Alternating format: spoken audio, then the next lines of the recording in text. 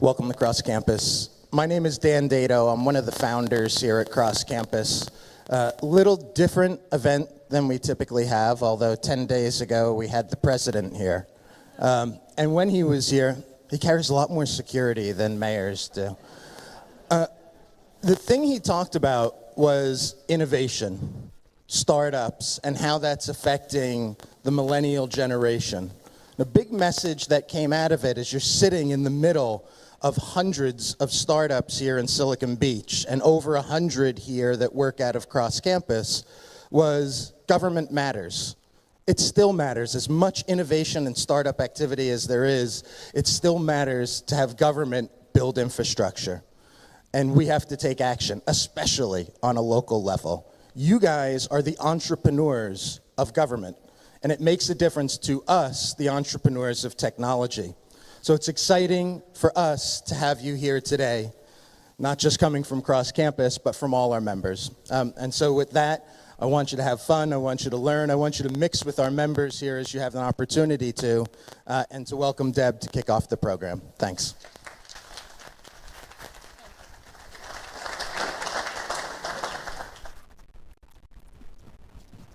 Welcome to the launch of Next Century Cities. I want to extend a welcome to all who have joined us here at Cross Campus and to everyone who is joining us virtually. My name is Deb Socia, and I'm the Executive Director of Next Century Cities, a brand new initiative to support communities from across the country who are working to ensure that all have access to fast, affordable, and reliable internet. I want to thank Mayor Pam O'Connor and CIO Jory Wolf for hosting us here in beautiful Santa Monica. And thank you to Cross Campus for providing such an interesting and unique venue for our launch. For those of you who tweet, and we hope you will, we encourage you to use the hashtag NCC launch. Why Next Century Cities? This collaboration emerges from a series of conversations over the past year between and among city leaders about the successes and obstacles that they have experienced, and in some cases continue to experience as they work to provide their communities with next-generation broadband. Large cities and small cities, suburban, urban, rural, cities from all over the country told us their stories that were surprisingly similar. This work is really hard. There are impediments that get in the way that require really innovative workarounds. And in some cases, people have obstacles that are involving laws and markets. Yet cities are plugging along and making it happen. Why? Because they know that next generation broadband is not a luxury, it is necessary infrastructure. This group shared a universal need.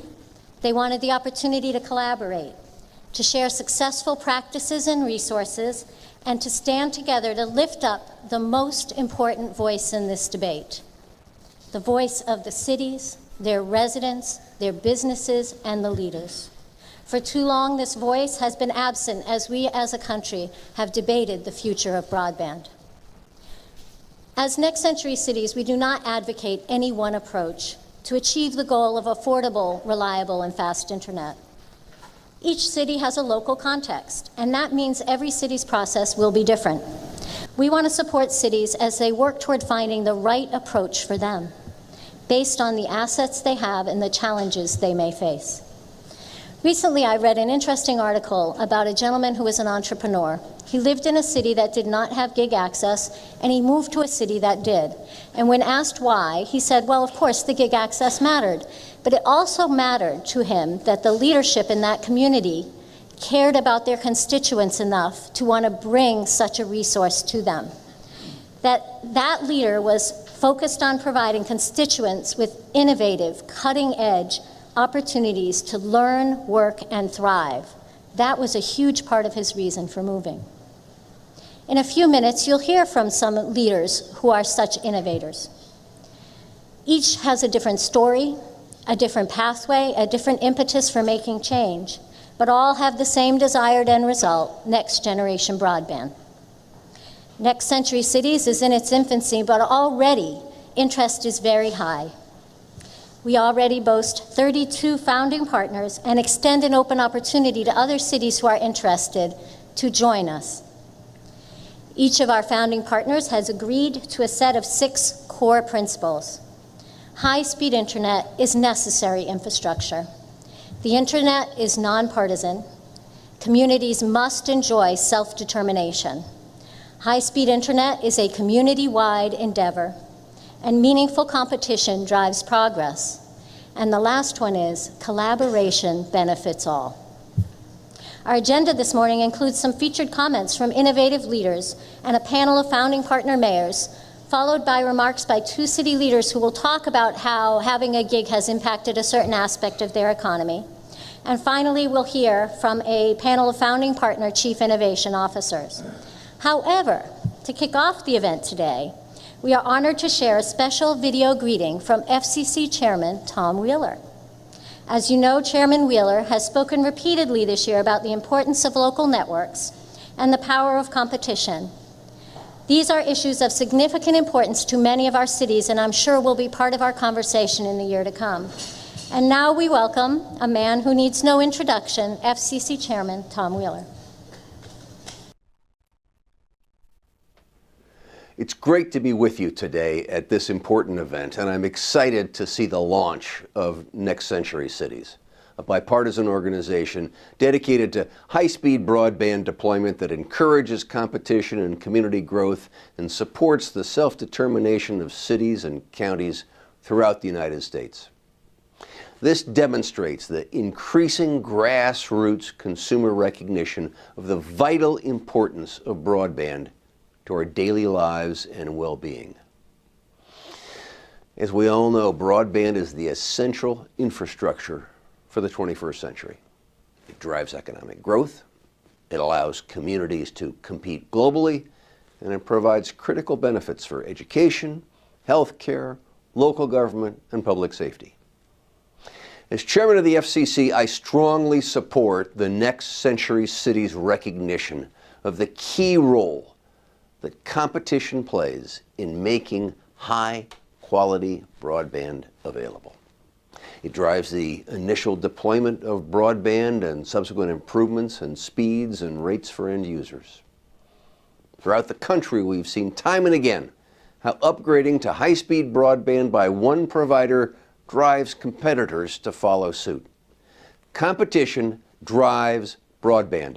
It's that simple. When phone and cable companies compete to provide high-speed broadband, that's great. When new entrants like Google compete to provide high-speed broadband, that's great.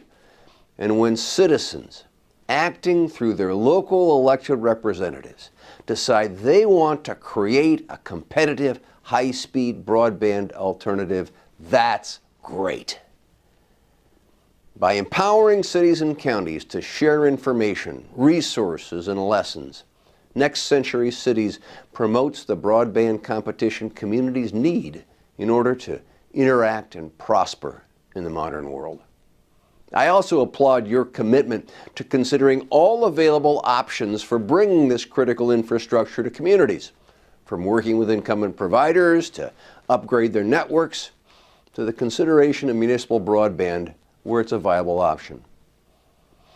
Next Century Cities' commitment to meaningful choice and smart collaboration will help community leaders as they focus on assuring their citizens are connected to the 21st century. It's appropriate that this initiative is launched here in Santa Monica with its own storied success of CityNet. So I salute Next Century Cities and your leadership. You're doing critical work to ensure the future success of your communities and our nation. Thank you.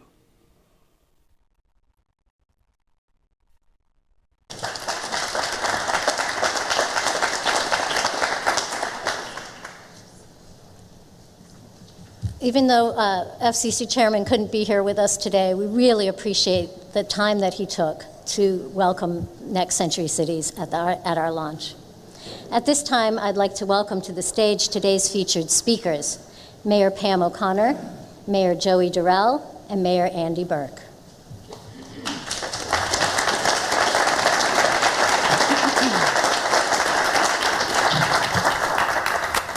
To get us started this morning, I have the honor of introducing you to our host mayor, Mayor Pam O'Connor from Santa Monica. It's hard to think of a better host for today's conversation than Mayor O'Connor and Santa Monica. Since its inception, Santa Monica's broadband initiative, CityNet, has committed to continuous innovation, transforming the local business community and beyond. Santa Monica's fiber optic internet service is available to local businesses at ultra-fast 1 gig, 10 gig, and now 100 gig service, resulting in retention and expansion of a robust business network reliant upon maximum connectivity. Focused on affordably offering speeds that are impressive at global standards, they deliver a 67% cost reduction over other broadband service. This benefits healthcare and entertainment sectors, has attracted startups, incubators, venture capital firms, and industry leaders to put down stakes in Santa Monica. CityNet has infused the local economy and community with entrepreneurial energy, optimism, and jobs. Thank you. So, good morning, everyone, and you're all Santa Monicans today. We're glad to have you here. And welcome to Next Century Cities participants, to all of you for this inaugural event. Many city leaders from around the United States are here, and including mayors, council members, staff members, and we're really thrilled to have you in Santa Monica. And I was pleased to meet many of you last night and this morning. And we're just really, really glad that you are here in Santa Monica for this, which we think is a really important program. And hope that you are enjoying Santa Monica while you are here. We are a vibrant, thriving 21st century community, and we're one with the beach. So make sure you take that in. And we do thank the Federal Communications Commission Chairman Tom Wheeler for his remarks. Now, as city leaders, you all know that cities are the networks of places. And places are where people live, they work, they thrive. The tech and internet revolution means that people can work anywhere and everywhere and still reach throughout the world. But every one of those people, every one of them lives somewhere, and most live in our nation's cities. So we come here together today to pursue our common goal, that all have access to fast, affordable, and reliable internet services throughout next generation broadband in those communities where they live. Here in Santa Monica, we've recognized the importance of broadband to that thriving 21st century community and economy. And our vision began about 16 years ago in 1998 with the adoption of our telecommunications master plan. And now, 16 years later, Santa Monica is proud to be the first city in the United States to have a 100 gigabyte network. And again, this level of commitment to municipal broadband networks not only drives our government efficiencies within our city, but it also has helped us to retain and to attract new tech and entertainment industry sectors that further strengthens our economy and diversifies our local economy. Give you a little snapshot of our tech community and the economic benefits. Co-working spaces. We're glad to be here, thrilled to be here at Cross Campus today. Again, as noted, President Obama came to Santa Monica, came to this co-work space a few weeks ago, but we have 3 others in Santa Monica, and all of these co-work spaces are on our CityNet. Again, helping the startups, helping them to get their ideas going, to move forward, and establish. What helps us is establish certain industry clusters within our community. We have some established technical entertainment companies that they require broadband, and such as Lionsgate. You may know them from the Hunger Games. We have healthcare telemedicine project. UCLA, our nearby campus, and UCLA Santa Monica Medical Center, they've implemented a telemedicine health initiative. They've hired additional software developers and creating a network to support and provide healthcare services with a global reach, all from here in Santa Monica. And those tech clusters, they help to build a critical mass for local live-work tech workforce, so it all comes together. And again, we're attracting new companies to Santa Monica and because of the tech workforce, companies like Twitter. And there are also the public benefits that come from this. The city has free Wi-Fi at 29 hotspots. Our traffic signals are synchronized through the system. We have real-time parking meter and Park Me mobile app. We have traffic and public safety cameras and communications, voice and video conferencing. And we have that gigabit broadband network that serves our institutions in Santa Monica, that serves our schools, K through 12, that serves Santa Monica College. So it all contributes to building a strong, thriving community. But as you all know, there still are challenges out there for all of us. The challenges in some other parts of the, it's okay, I can still talk, there. Challenges. There's still, we need to work together as a region and regions, and there are still cities out there and cities in the world where they have an outdated view of information technology, seeing it solely as an internal service department. Or they may believe that existing providers will eventually offer globally competitive broadband. And sometimes there's a lack of political will or just a tentativeness because it is in some ways uncharted territories. And then others will be stymied and slowed because of budget considerations. There's sometimes an unwillingness to research, to look at different operational models. And frankly, governments have not been perceived as operators of this kinds of service. But these are obstacles that can be overcome. And the way they are overcome is through what we are doing today, through collaboration. So cities working together. So through our membership in the Next Century Cities, Santa Monica is committed to working with partner communities to share the knowledge and to lift up successes. We're proud to be one of the inaugural municipalities to join Next Century Cities because of our ability to offer our community the fastest, most reliable, and affordable access to the internet, and our desire to work with other cities doing the same. So through this collaborative network of cities, we'll be able to share accomplishments, we'll be able to learn from each other and from others, and that will stimulate innovation in our cities. And if we stimulate that innovation in our cities, we are building the strong nation, because we are a nation of cities. So I'm pleased to be here and join with you, and so thrilled that you are all in Santa Monica as we work together to kick off the Next Century Cities inaugural event and to change the world and make sure that people know cities are the 21st century place to be. Thank you.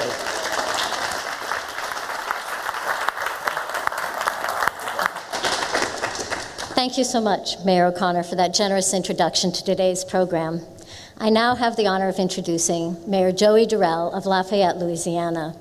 Thanks in large part to Mayor Durel's leadership, Lafayette's strong local economy, unique cultural heritage, and innovative technology have frequently been recognized across the nation. Mayor Durel was instrumental in spearheading LUS Fiber, Lafayette's community-owned telecommunications system that provides video, gigabit internet, and phone service to residents and businesses over the city's fiber optic network. After getting approval from voters for the project, Lafayette moved forward in building a 100% fiber optic network. Lafayette is a U.S. Ignite partner and a gigabit city, delivering symmetrical gigabit internet speeds into the community. Because of this infrastructure, 4 high-tech companies have recently announced bringing a total of 1,000 direct new jobs to Lafayette, with total new wages exceeding $65 million. Mayor Durel.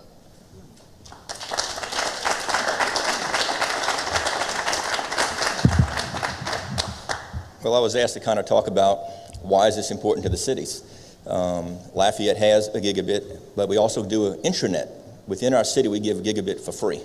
So in other words, if they have an engineering firm in Lafayette that's getting one of our slow speeds, like 25 megabits, communicating with an architectural firm that's getting 25 megabits per second, we let them connect together at 1,000 megabits per second because we think it's going to drive the economy. We know that all the things that we will talk about are important.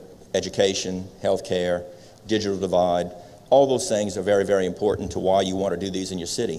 But ultimately, in the end, in my opinion, it really is about economic development. It's about economic development for the people that we educate. You know, what's the point of getting a good education if they can't support their families? In Lafayette, one of the things that when I ran for office, we saw, like a lot of states, we knew that we had somewhat of an out-migration problem from Louisiana. We'd educate them pretty good, and they would move to Santa Monica. And, but it is it was an opportunity for us. We have and have had our own utility system delivering electricity since 1897. The citizens of Lafayette voted in 1896, I believe it was maybe a unanimous vote, to bring electricity to Lafayette because the private sector said, you know, it's just not a big enough city for us to put this kind of infrastructure in. So the citizens of Lafayette became innovative enough to take that kind of a risk. About 2004, I got in office in January of 2004. I believe it was towards the end of that year, a Canadian company chose Lafayette to open a call center, 1,200 new jobs. And we hadn't done anything, and I was talking to the president of the company because they had narrowed it down from 200 cities worldwide to Lafayette. And I said, you know, I just got to ask the question, why Lafayette with all the cities in the world? He said, the fact that, because he said fiber. I said, but we're not delivering anything yet. He said, the fact that this city is having the conversation is exciting enough to get us here. I mean, so just knowing that the politicians, that the community was having the conversation got us 1,200 new jobs. That's an important piece for us because that's how you get the community to support your efforts. So, again, there's a lot of conversations that have to be had. One of the issues that I've seen in recent months, years, recent years, is that Lafayette is like many county seats. We have parishes. Our parish is our parish seat. We have 5 smaller municipalities, and we have unincorporated areas of our parish. Well, the city of Lafayette has always been clearly the largest city, and still is by far the largest city, but we had 65% of the population many, many, many years ago. In the 2010 census, we had about 53% of the population. The small towns had about 15% of the population, and the unincorporated area had 30-something% of the population. Well, I've noticed something this past year. I looked at where the estimate is right now, and we've actually inched up a little bit, more than the 54% range. So, when I think about the 1,000 new jobs that these companies are bringing in to Lafayette, a lot of those jobs, or some of those jobs, are going to be people from other places in the state, maybe other places from the United States. And when those young people come for these high-tech jobs, they're going to be working with a gigabit. They're not going to necessarily want to move out into the country and barely get any broadband at all. So it's going to make them want to live in Lafayette. So I've told my community for some time now that I believe what we have done with fiber, because everything we do, and I'll tell this to every councilman that gets elected, you've got to look at every decision you make, and you've got to look 25 years from now. How is this going to affect the future? And I believe we have steered our ship, changed the direction just a little bit to where our city is going to be a different place 25 years from now than it otherwise would have been, and I think for the better. I believe the people we're going to attract, the buildings that we're going to build, the technology companies that we're going to attract, I do believe that it's going to make us a much more vibrant city than we otherwise might have been. So as we attract the best and the brightest, the issue about the urban sprawl that we've seen happen since World War II is an expense on government. I'm in a very unique position, even for Louisiana, because I am the mayor of the city of Lafayette. But in 1996, we kind of consolidated our government. So I'm also the president of the parish of your county.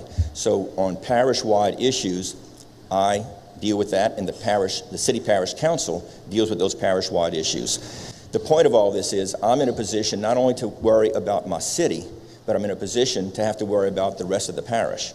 Unlike usually a mayor just has to focus on their city. So I see the drain on expenses as people move out into the country to get that nice, quiet lifestyle. But then they say, we want government to improve the roads. We want government to bring buses over here to bring our kids to school. We want more infrastructure. We want fiber. We want all these things that we can't have outside the city. And so what I'm hoping now is that the fiber that we have in Lafayette, because it is a city-only utility right now, will help draw some of the people back into the city and thereby relieving some of the expense on parish government. So it's an interesting conversation that we're going to have. I'm thrilled to see that it's such a diverse group because that conversation is going to be held in Washington.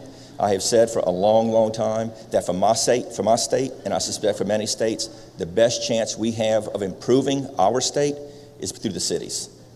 Because if my goal is to make Lafayette the best place in the country in Louisiana to live and raise a family, and the mayors in my competitive towns around Lafayette, around the state, have the same goal, we become kind of like a crystal. And instead of it being a detriment to our state, we become the thing that saves the state, because state government, as we'll talk about a lot during this conference, I'm sure, puts impediments in the way of cities and a lot of things other than just fiber. So I'm looking forward to that conversation. And Mayor, thank you for hosting this. You've got a great city. I always have people, when we have a nice day like this in Lafayette, people say, man, if only we could have this 12 months out of the year. I said, if we did, they'd call us South California. So, thank you very much, and I look forward to the conversation. Thank you, Mayor Durel. Finally, let me introduce to you Mayor Andy Berke of Chattanooga, Tennessee. Chattanooga, Tennessee is home to the fastest, most pervasive, and least expensive gigabit internet service in the Western Hemisphere. Owned and operated by their municipal electric power distributor, EPB, the system includes over 8,000 miles of fiber optics. Under Mayor Berke's leadership, Chattanooga has leveraged gigabit infrastructure to elevate the focus on startups and the creation of an innovation district. Chattanooga is fast becoming a leader in innovation and technology.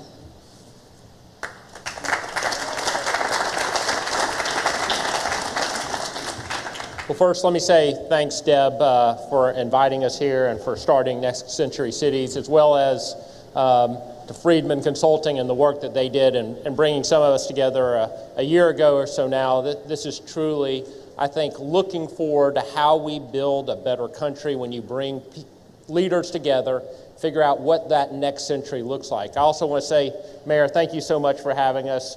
I got to walk around a little bit last night and to see the number of people out on the pier and all the energy that's in this city. You truly have a great place, and we're privileged to be here. Anytime you talk about next century cities, you don't think about Chattanooga. Listen, I grew up there. I grew up in Chattanooga. And the last thing that I would have thought in my teenage years was that in 2014, somebody would have a conference called Next Century Cities, and one of the featured cities would be Chattanooga, Tennessee. And I think that's really a tremendous debt that we owe to what we've done with infrastructure and particularly with broadband over the course of the last 5 years. But I want to take a step back and talk a little bit about where we've been as a city. In 1969, famously, Walter Cronkite called Chattanooga the dirtiest city in America. Now, we had good news and bad news after that. The good news was that the air cleared up. The bad news was the air cleared up because all the industry went away. And when the smokestacks moved out, so did the jobs. And so as our air cleared up, we had to figure out what was the next stage for Chattanooga as a city. And we had leaders come together and start to think about what those future stages were to build a vibrant city and restore the core that we had of downtown. We had a waterfront plan, and Chattanooga became the only mid-sized city in America to lose more than 10% of its population in the 1980s to gain population in the 1990s.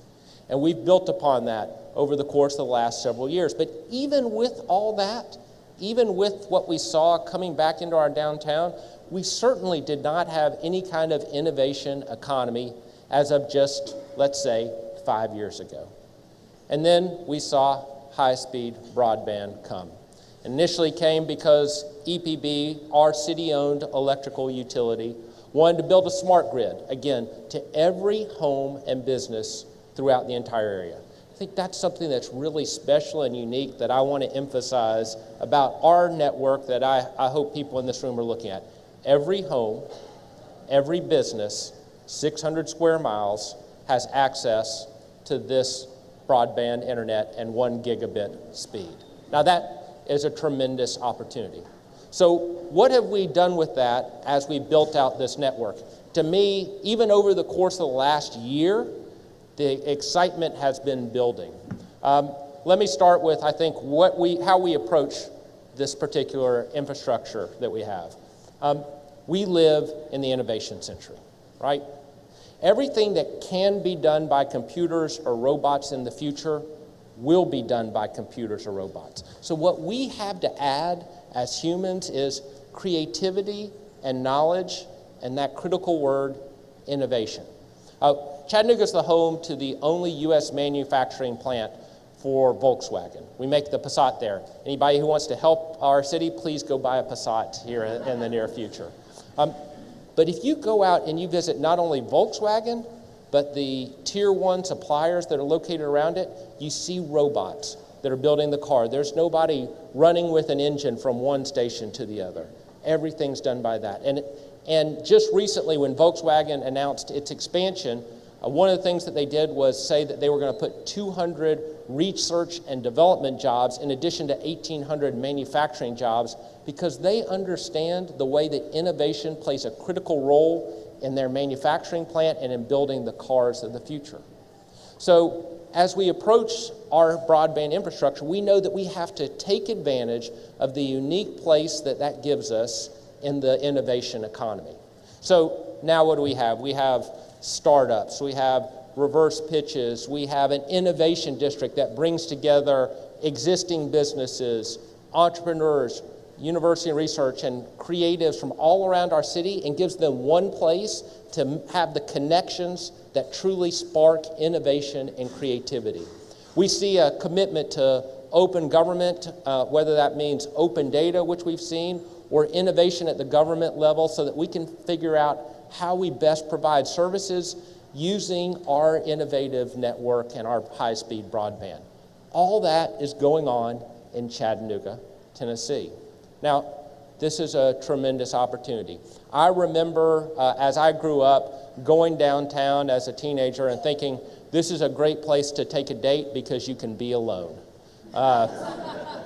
Now what you see if you come to Chattanooga is this vibrant energy everywhere. Young people thinking about what the future of our country looks like. Existing businesses who interact with them and give them seed money to figure out how to grow their businesses. Bars and entertainment and restaurants and people who want to live downtown. As Mayor Durel said, this influx into the cities is real. And so for us, what I would say to close is Chattanooga has seen the problems and died in the 1970s. And what we've done over the last several years is come back, and I'm proud to be here as a next century city. Thank you.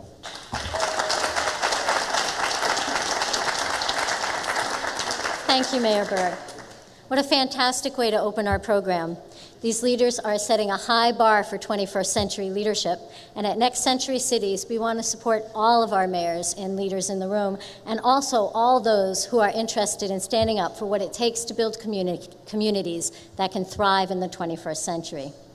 You've heard from our mayors individually, and for the next part of our program, we want to hear from them in a conversation.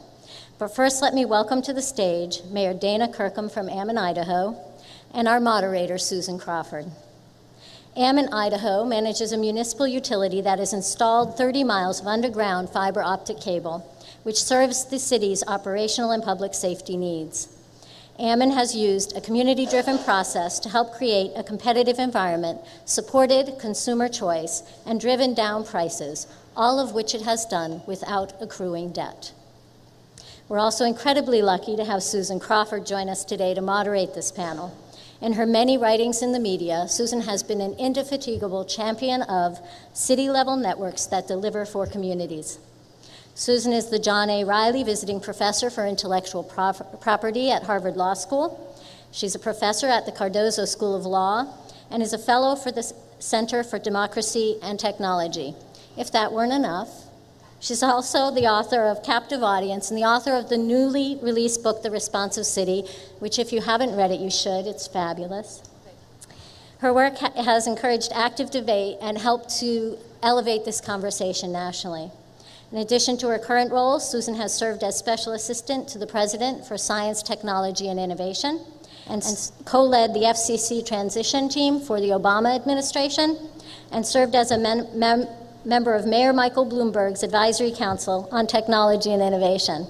And I'd also be remiss if I failed to mention that Susan is a native Santa Monican. Thank you. Appreciate it. Hey, go Vikings. Just want to let you know. So Mayor Berke is right. The influx is real. At this point, more than 50% of the world's population already lives in cities. 70% will live in cities by 2050. 80% of the world's GDP is created in cities. That's the place where people live, as Mayor O'Connor says, where new businesses start. And having spent some time at the international level on internet politics and at the FCC level on internet politics, cities are the places where the corrosive and polarized discussions end, where democracy really works. And cities, although they face major obstacles in terms of aging infrastructure and limited resources, are the places that need to provide basic infrastructure for their citizens. A street grid, tree canopy. These guys don't need to be told this, they know it, but I'm smiling at them because they're managing to do it. Having cities talk to each other isn't always easy. Everybody's busy. These mayors are incredibly busy, and yet the opportunity to collaborate and understand how to make sure this infrastructure is in place is extraordinary. So we're here to celebrate and raise the voices of 4 heroes who have different models in their cities for this basic infrastructure, who understand its capability as a facilitator of economic growth, and to hear more of the stories that have made this possible. I want to start with Mayor Dana Kirkham from Ammon, Idaho. So the story of Ammon is really terrific. City leaders working together built a fiber network, and it's serving businesses and will be extended perhaps someday. But tell us about the context for Ammon, Idaho. Where is it? What's it like? Right. Okay. So we're definitely not like the others that are up here on the stage. So we might be a little bit like Louisiana in, what was it, 1896? We have electricity, but not fiber, but it's kind of the same concept because we are a city of 15,000. We sit next to a city of 56,000 in a county of 100,000 people. It's tucked away in the southeast corner of Idaho, kind of near Yellowstone National Park. And so why is that important? It's important because just what you were saying about electricity, if we didn't build this, it wouldn't come. So it's just that simple. We're so small, contextually, of course, that we're so small that obviously, even though compared to some of these other cities, it seems like we should be very tiny. In our state, we're actually large enough that we don't qualify for federal grants that would build this infrastructure for us. And we're not big enough that we would attract private business to come and build it for us. So if we didn't build it, we wouldn't have it. Well, terrific. Turning to Mayor Berke on your left, so you do have an electrical utility. That's been a major part of your network. What do you see as the long-term payoff, way out in the future, of having this gigabit access in your city? All right, well, I think, first of all, we're building this tech ecosystem, which we really didn't have even 5 years ago. And so I think you can think about the way that's really changing our city. And the best way is an example, I think. So a few years ago, a young man in our city had an idea of what would happen if we could text message to get our reservations for a restaurant, and then the restaurant could manage its tables by text.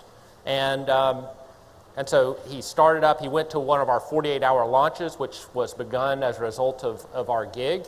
And he pitched his idea, they workshopped it for 48 hours, and he walked out with $25,000 worth of capital, right? Hired only local developers, started in the middle of Chattanooga, and started working on his concept. And then I think this is a critical piece for us, is he went to a local business called Craftworks, which owns a lot of microbreweries. If you have a Big River or Gordon Biersch, they own all those kinds of restaurants, and said, will you pilot this for me? Now, this interaction between existing businesses and entrepreneurs is really critical for our cities. That's one of the reasons why it's so great to be in a city. They said they would. He had got some more capital, again, hired more local developers, and about 18 months to 2 years after he got started, OpenTable bought him for $11.25 million. Now, OpenTable has offices in San Francisco, Paris, New York, Tokyo, Frankfurt, and Chattanooga, Tennessee. That is an awesome story. right? So in the long run, seeing that kind of success, Chattanooga is a place that was built on entrepreneurism. Coca-Cola bottling started there, but we saw that die, and now it's back. Then, in the first area, I'd say economic development, as Mayor Durel talked about. But the second part, I think, is really important too, and that is digital equity. We are trying Tech Goes Home, which is what Deb did before here, modeled on what Boston has done in the past. But when we have access in every home and business to the internet, and yet we see that too many of our citizens don't truly take advantage of it, we got to figure out how to cross that gap. And I told Chairman Wheeler when I met with him, if we're going to have municipal broadband, it has to have a public purpose too, and digital equity to me is a huge part of that. So the reason I'm holding my phone in my left hand, which feels awkward to me as an over 50 person, is that if you have questions for the panel, send them in from the webcast. NCC Launch is the hashtag, and I will do my level best to get them into this. There'll also be a question and answer session for the audience that's here now, but I'm trying to bring this in as well. Economic development, this is the vision portion here. We're setting the bar high, our eyebrows are up in our ears. So, Mayor Durel, as you watch the fiber transforming Lafayette, what effect has it had on the delivery of government services? What's the impact there for Lafayette? Well, of course, the first places that the city hooked up with most of the government buildings. When I ran for office, one of the things I said was, we're going to try to get you online and get you out of line. And so we've been able to do a lot of that. Before we delivered our first service to any of our residents in Lafayette, we hooked our school system up to gigabit. So, and I said earlier, this is a city-owned utility system. The one thing we have done on a parish-wide basis was to bring that connection to all the parishes, all the parish schools, which are obviously throughout the parish and other towns within our parish. So what we've been able to do to connect our city, in addition to providing services and better improving services to our people, we've also lowered the cost to the city by bringing the competition in, and when City Hall contracts with LUS Fiber, which is I guess it may sound a little more complicated than it is, because LUS Fiber is really, LUS is the Lafayette utility system, is just a department like Public Works or anything else of Lafayette. So when we get the service from them, we get it and save money as opposed to buying it from somebody else. So it's taking care of ourselves, and it's supporting something, because critical to what we did, and I'm not sure if we'll get into this, but the services that we provide, or the retail services that we provide, are the toll for having built this infrastructure. Without having a way to pay for the infrastructure, we would have no infrastructure, right? We didn't pass a tax. We're competing. In fact, I kind of call ourselves maybe one of the most entrepreneurial models in America, because we had to borrow money and we have to compete. And so we have to be better, and we have to provide the services, as I said, to the people of Lafayette, and we've done it through municipal services as well as education. That's exciting. So, Mayor O'Connor, thank you again for having us here, and as a native Santa Monican, I'm just so pleased everybody came. It's great. So the payoffs for Santa Monica, maybe talk to us a little bit more about the traffic applications that are using fiber, and how that changes the quality of life for Santa Monica. Right. If you're native Southern Californian and Santa Monicans, and you probably know that there's always been traffic issues in the region. Just the scale has changed over the decades. So, we are a fairly established city and region. We've been around 100 years, the West Side. If you look outside, you see that the light rail is coming to Santa Monica. Construction is going on. But still, in the mid-20th century, the freeways were put in, the road networks were widened, and the people moved around in automobiles, vehicles, trucks, and et cetera. And that's created a lot of traffic over the into the late 20th century and as we are today. So how do you manage that? Because frankly, we cannot widen our streets. We're not going to double deck the highways. So how do we move people, along with our growing transit operations in Southern California, regional bus, Santa Monica bus, et cetera, and moving people around. So again, using that network to synchronize the signal, to do things too, such as to help transit move faster, to hold the green light longer, not just for emergency vehicles, but when a rapid bus or a bus is coming to an intersection. How to use the information technology to help people find out where the parking is, because we know that a lot of the traffic congestion is caused by people driving around looking for a parking space. So how you do that through having the sensors, through having the information, parking structures, what's available, and then having access to open data, information so that developers can come in and say, I can put together that app that will tell people about parking spaces. Now, all of that, you know, you have the pluses and the minuses. We did have to adopt a regulation the other day. Somebody was developing an app, by the way, that was going to sell a parking spot when somebody moved out of it, but called monkey parking. You know, so it's interesting the challenges that this technology brings. But we've been able, again, to help manage our traffic better, to synchronize our signals because of the infrastructure.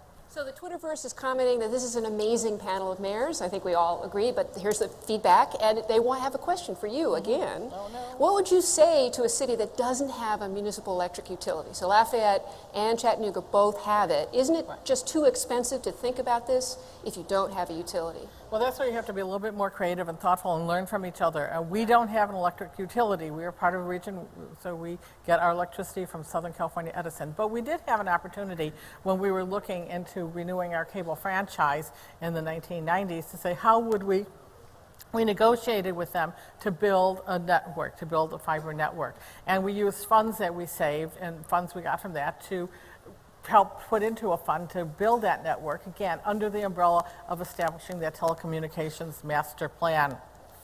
So that initial vision to have the institutional network, the iNetwork that served our college, our schools, our city facilities, we've continued to leverage the funding from that to say when you are digging, when someone is digging, to put that investment to lay that fiber, that dig once concept, that the city will take advantage of that and to build out our network. And so we continue to do it in that fashion. We plow the funds that we do get. We aren't doing this to make a profit, though we can make some money from that, and that those funds go back into enlarging, increasing the network. So we've had to do it kind of by hook or by crook, but again, you find the ways of doing it. And I think the key too is having that vision about universal open access with the goal, we're not quite there yet to every household, but having that vision and figuring out how can you get there. Terrific. And back to you, Mayor Kirkham. We're with a vision again. How do you see fiber changing Ammon over the decades? We're already seeing the changes. We're already seeing that people come to our area because of the quality of life that we can offer. They want that country lifestyle, but they also aren't a bunch of hayseeds. I mean, they want to be connected with the outside world. They certainly associate with people in other areas, and they obviously do business with people globally. And so we're seeing a big change in that people see that they can come and have this lifestyle and still be able to compete in a global market. Terrific. All right, so that's the vision. It's glowing. It's the future. It's just electricity, water, tree canopy, same thing. There are obstacles in the way, and in Lafayette, Louisiana, they went through a lot. So back to Mayor Durel, what does it feel like to have a target on your back? How's that been?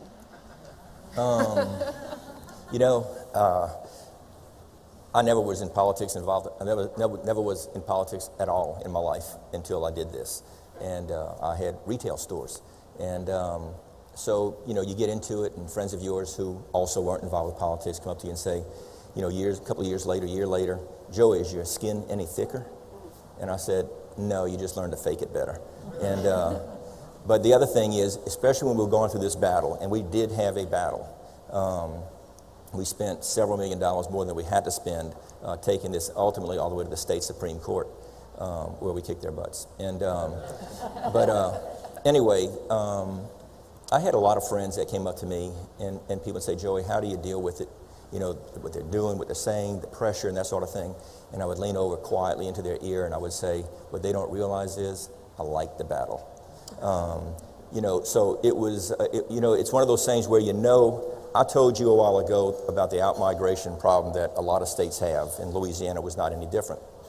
Lafayette, not so much.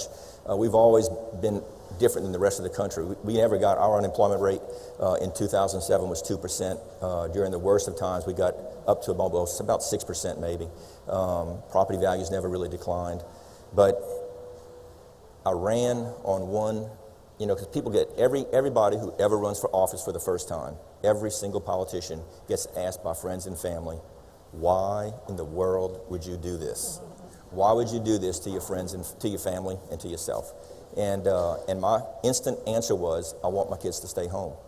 And I was tired. I was chairman of the board of the Chamber of Commerce in Lafayette in 2001. When you elevate to that level in your Chamber of Commerce, going through various stages, you get a better understanding of what makes your community tick. And so by the time I got out of there at the end of 2001 and 2002, this discussion kind of began with people who you know, love, and respect, saying, Joey, you're at a stage in your life, your businesses, your kids are at a certain age, you could do this. And I was just tired of politicians talking, and never doing anything. And so I saw this as an opportunity to where if I was tired of that, if I saw things that I believed were true, then I had an opportunity to maybe do something a little bit different and to put my money where my mouth was. The first real opportunity we had was fiber. And I saw that, I said often during my run for office that we're going to have to get out of the box.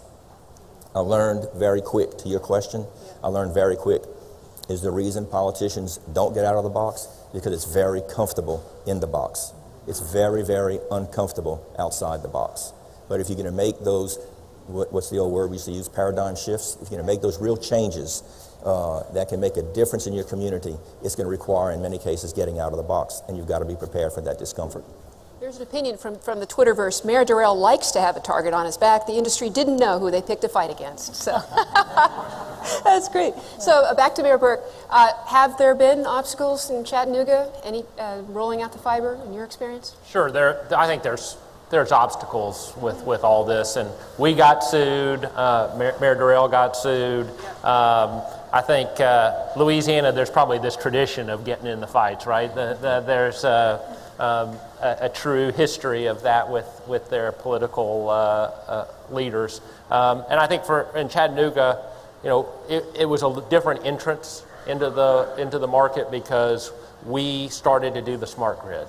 And EPB really was running the fiber, and then there was this ability of, okay, we can also do these other things with our fiber. And what you've seen over the course of time is we have fights about everything, but right now, I think there is so much energy behind what we're doing that a lot of the fighting has gone away, and people are excited because Chattanooga is at the front end of the curve rather than at the end. And I don't know what it's like in Louisiana, but in Tennessee, we're told a lot, we're 40-something in education, or we're 40-something in health outcomes, or we're 40-something in this. And to say we're number one with the fastest, most pervasive, cheapest internet in the Western Hemisphere, that's a true point of pride in the community. And so there's a lot more energy behind it than you would think. And these two things are connected because with that great fiber network, you can be serving all those other policy interests. It's part of the story. Absolutely. It's the central substrate for everything you're going to do. So a question for the whole panel. Anybody want to answer this? This comes from Twitter. How do you deal with Aycock? Well, anybody? I'll say this. We really, and Aycock, for those of you who don't know, is a funded policy organization that traditionally goes against government doing anything. And I certainly saw them. I was in the state legislature before I was mayor. They were a powerful presence there. And what I would just say, at least for me, is you have naysayers for everything. Anybody who is in this position, if you gave out $1,000 bills to babies, they'd say, well, they might choke on them. Right. So there are naysayers to everything, and certainly when it comes to government action, there's a built-in group of people who think that government is always the problem and can never do anything and should never be associated with anything positive. And that's why I think, hearing people, even at the beginning of this panel, the head of this campus saying, listen, we're not interested in running our entrepreneur system. What we are interested in doing is making sure that we provide the infrastructure that they need to be successful, and also that government is a good partner so that when we open up our data sets, they can create great businesses that solve the next problems in transportation or housing, and all those ways that we use our infrastructure to build a better city. Mayor Durel mentioned the role of states in his opening remarks, and this is a question for Mayor Kirkham. Is any state law issues, do you think, with what's going on in Ammon, Idaho? Sure, yeah. I think what we're faced with is not necessarily a state law that is obtrusive, but more that it's not defined. It's very vague. They haven't written legislation since 1970. And so we're hoping that they'll just catch up with what's already happening. And cities and municipalities are putting fiber in the ground. We have millions of dollars invested that way, and we're hoping that the legislature will acknowledge that and define fiber as a utility, as an essential service. Mm-hmm. So when the 96 Act was passed, then Senator Trent Lott said, I think the rural electric associations, the municipalities, are all positioned to make a real contribution in this telecommunications era. But wait a minute, should government be competing with the private sector? I want to point this question towards Mayor O'Connor or Mayor Durel. Well, it's interesting. We're here across campus, with really vital startups, people who want to be here in Santa Monica. If you look at the list along the way of all the people, all the ideas, and this is just one of many places. If we'd waited for the private sector to make that investment, I think we'd still be waiting.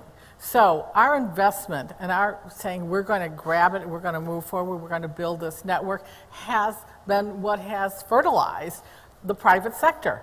So, our actions actually are helping the private sector. But if we just waited for another aspect of the private sector, you wouldn't be seeing this. So, you do have to sometimes know when that opportunity is and when to run with it. And again, we planted the seeds. Right, and this is basic. Yes, Mayor Durel. I will say that in Lafayette, I begged publicly, privately, I begged the private sector to do it so we wouldn't have to. Because certainly if they would do it and they would provide what we have today, it would have been great. It would have no controversy, no divisiveness. But they said, y'all don't need fiber. Little towns around Lafayette will never need fiber. And so after giving them the opportunity, and again, don't forget, I had that 1896 story to fall back on, where they said, as if they're going to bring that kind of technology to a little town like Lafayette, Louisiana. Yet, if you look at our history in 1897, and from that point on, Lafayette bumped up compared to the rest of the parishes around us. We started becoming the largest city in the area. And we got the University of Louisiana in that town because we had electricity and other innovative people that were forward-thinking. So, the private sector, I agree with you completely. The way I put it is, because it is, you can't make those decisions as knee-jerk as it feels like today. You've got to put a lot of thought into it because they are fundamental changes, and there are fundamental things that whether you're liberal or conservative, you were taught in school that we'd rather the private sector do it. Civics, we were all taught that. We had that drilled into us as much as possible. And so, but I looked at it from my perspective that I answered to Main Street, not to Wall Street. And that up there is Main Street, And so without the infrastructure, without us making that little bit of a leap and getting to that discomfort of competing, because it's not just fiber. It's not just that strand of wire. It's how you pay for it. In our case, telephone and television, we went up against multi-billion-dollar companies. So it was a battle because they didn't care as much about Main Street as they cared about Wall Street, understandably so. Right, over to Mayor Berke. So, Susan, I would just say that I think this is where public purpose and digital divide comes in because, if you look at the analogy that a lot of us make about freeways were built and government did that in order to make sure that industry could come up alongside them and to build towns and cities throughout our country, we have to have a public purpose when we do this. I don't think any of us are in love with trying to be in competition with incumbents, but as Mayor Durel said, nobody was saying, oh, let's go to Chattanooga first.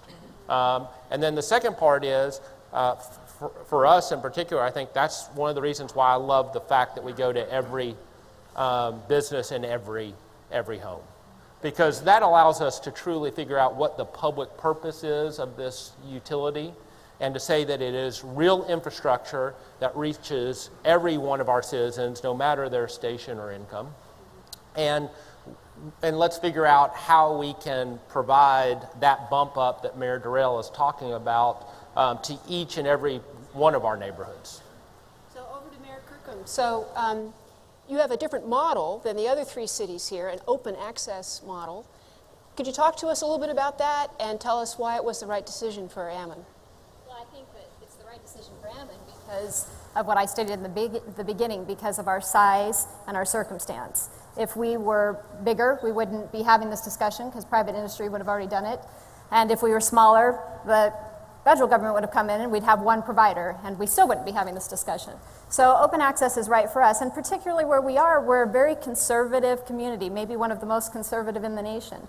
And so, of course, this argument about government competing with the private sector is always looming. It's always there. And I think the open access allows us to address that and say, look, we aren't competing with private industry. We're saying we're, in essence, building the road, and we're inviting everyone to drive on it. Right. You could be FedEx, you could be another service, but you're just driving on it. Mayor Connor, want to comment on that one? So why isn't this a partisan issue? You know, we have such a divided country right now, but here we are, we're not mentioning parties very much. Why isn't fiber a partisan issue? Anything mayors do is partisan. That's why I love working Yep, with mayors. and we're really, you can look to us to solve the problems of the world because we're pragmatists. I mean, the sewer has to go away and the water has to be clean. So it's not a right and a left issue. Mm-hmm. Mayor Connor? Ditto to that. Right, yeah, you get things done in cities. Mayor Durel? The bottom line is, I think Mayor Berke alluded to it a while ago, motherhood and apple pie today is partisan, right? I mean, we have become so political. I mean, I wonder sometimes, am I the only one that sees that if a Democrat president proposes something, the Republicans are going to instantly be against it and the Democrats are going to instantly be for it, and you change the party of the same human being and those roles are going to reverse. They don't seem to think anymore. They just seem to react and respond to who's proposing something. I've tried to get some legislation passed in my town for blighted and abandoned properties, and who I had to fight in Baton Rouge. Now, this legislation was already passed in Baton Rouge for Baton Rouge and in New Orleans for New Orleans. I copied that legislation, and I fought the Tea Party and the Black Caucus. Now, and I've said that for years. I said, how do you draw a curve that puts the far right and the far left really so close together? Because more often than not, they agree, at least at the local level. But while this is not, it's not a partisan issue to a lot of us in here, and it shouldn't be a partisan issue. We know that a lot of what we're talking about, and what I think one of the outcomes I'm hoping that will come from Next Century Cities, is a discussion that we can elevate in Washington, because it's going to be partisan. There's no denying it. It's going to be partisan. And so, in part, as I said a while ago, it's not just that strand of fiber. In our case, it's competing against multi-billion-dollar companies. We had a vote of the people, and I've said often, the weight of the people is much heavier than money and carries a lot more weight than money. Terrific. Mayor Berke, speaking of elevating things to Washington, you participated in a petition for the FCC. What's at stake? Why is it important that Next Century Cities get involved? What are you looking for there? This actually links back to the partisan issue, and I love the fact that one of Next Century Cities' founding principles is that it be nonpartisan. So we had requests for to expand our broadband service outside of our current area to the county next door, and to do economic development in Bradley County, which is just to our north. And for us, of course, this is critical for lots of reasons, one of which is we all know that we live in a regional world, and this idea that the county line is some hard line that is divides everyone is a fiction. And so when we expand out, it brings people into Chattanooga. Even if they live there and work in Bradley County, Chattanooga is the cultural and economic hub of the area. They're going to shop in Chattanooga. They may buy houses in Chattanooga. This is important for us. So, at the state level, we're not allowed to expand beyond our footprint. And as Mayor Durel can tell you, the legal challenges are forthcoming. And so So to go get past those barriers, we filed a petition with the FCC. Chairman Wheeler and I had a great conversation about what the possibilities are.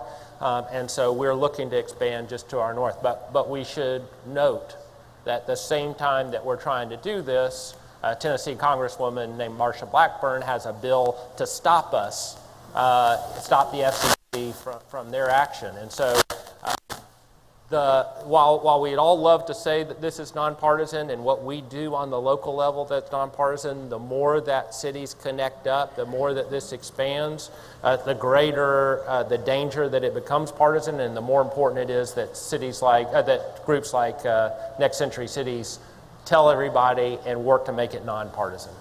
What can people in other cities do to support the Chattanooga petition, do you think? We'd love for you to file a comment with the FCC, talking about your support for our initiative. Anything that you can do to write op-eds to make sure that people throughout our nation understand what's at stake here. This is really important because if we can expand, when I was in the legislature, I represented not only most of the city of Chattanooga, but also Marion County, which is a rural county just to our west. And it was the same amount of time to drive from my house to Jasper, the county seat of Marion County, as it was to drive to the outer ends of the city of Chattanooga. Right? There's no reason why, if they want our municipal broadband, why it shouldn't be able to expand out there for their economic development. And to me, this is a really critical issue about what the future of expansion for broadband in our country looks like. So this is a question for all four of you. You're elected leaders, and leadership is essential for this. Without champions, we don't get the local choice we're looking for.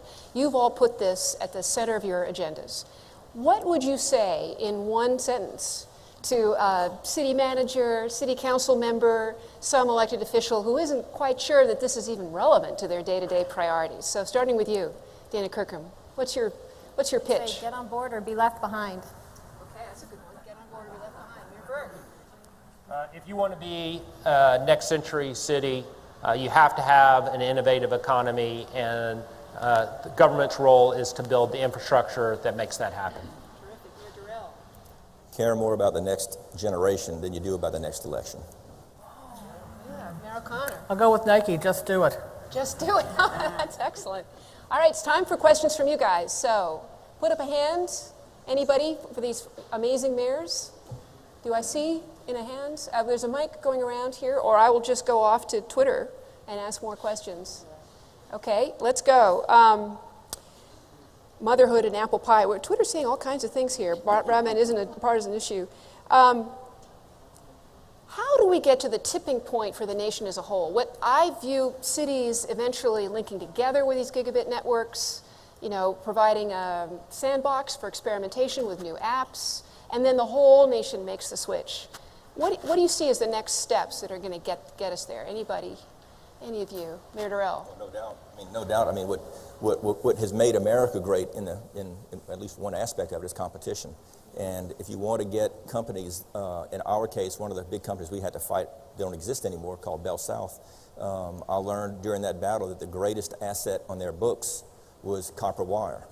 They couldn't afford to just take that down and put up fiber. It wasn't a question that they would deny that they didn't want to bring fiber to a city our size. They weren't doing fiber anywhere other than a backbone. Everybody has a backbone of fiber. But, until there's competition, just like in 1896, had we not brought electricity to Lafayette, it was 20 or 30 years before the private sector had electricity in our area because they were still doing the big cities. How do you get citizens to get behind gigabit access? Well, I think they're already there. They're already there. Everybody's connected. Who doesn't have a smartphone? Who doesn't have an iPad? Who doesn't want to be connected at 10 o'clock at night to everything that's they're already there. They're the easy part.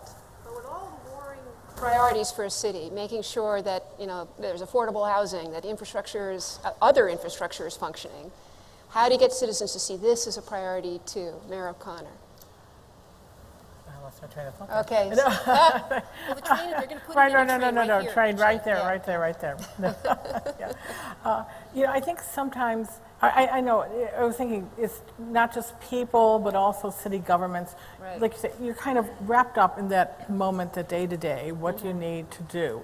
And again, it gets down to us in our daily lives too. You do that reactive, but you always have to be planning ahead. And city governments can't just get into what are we going to do today, what are we going to do the next day, and by the way, we're reacting to something. We have to start thinking and planning years out. And that, again, is tougher in an environment where you have elected officials who might have a 2-year term or a 4-year term. So, but having that leadership, having things like a master plan that has been adopted by a council, or, the electorate, that the people then get familiar with, and that is the linchpin. That's the linchpin to keep you moving forward, to have that plan, that roadmap. The mic in the front row, you've got it? Okay, thanks very much. Hi, Tell us who you are. Gabriel Garcia from San Antonio, Texas. How do you get your fellow council members to get on board on the vision of a broadband future? Anybody? Elect new ones. Oh, yeah. But here's the, Young, progressive, new ones. well, I'll tell you, I got into office, as I said, in January of 2004. I got elected we had 9 councilmen, which is only about 9 too many. But I had 9 councilmen and 2 new ones came in with me. So there were 7 experienced councilmen. By the end of the first year, we pretty much had the support of 5 of the councilmen. Now, we had councilmen that would sit at a council meeting getting emails from Bell South in the audience, asking them, giving them the questions to ask to try to stump us and that sort of thing. But I will tell you today that with the council we had a pretty major shift because of term limits and things like that in 2008. We would not have gotten this done with that council. Now, maybe today, 6 years later, maybe we'd get the 5 or 6 votes. But what you learn, and what I have learned, as much as I don't like about the target piece, controversy educates your community. Controversy is a necessary evil of getting great things done in your community, because had the big companies not done what they did, I always will wonder, would we have gotten the support that we got from our community, because they educated our community. Anything else about city council members? Mayor Connor, Mayor Burke? Who are the critical non-governmental players that need to be involved in a city to move next century cities forward, do you think? What categories? Mayor Kirkham, do you have any view on that? Non-government players? Well, for sure, you have for us, I think the biggest problem is private industry.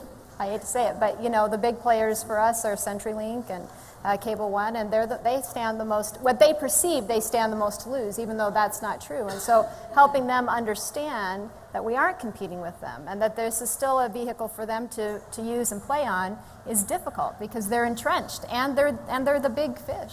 Right. And in fact, in Ammon, you are providing fiber to cell towers. Correct. That makes their business plans more effective.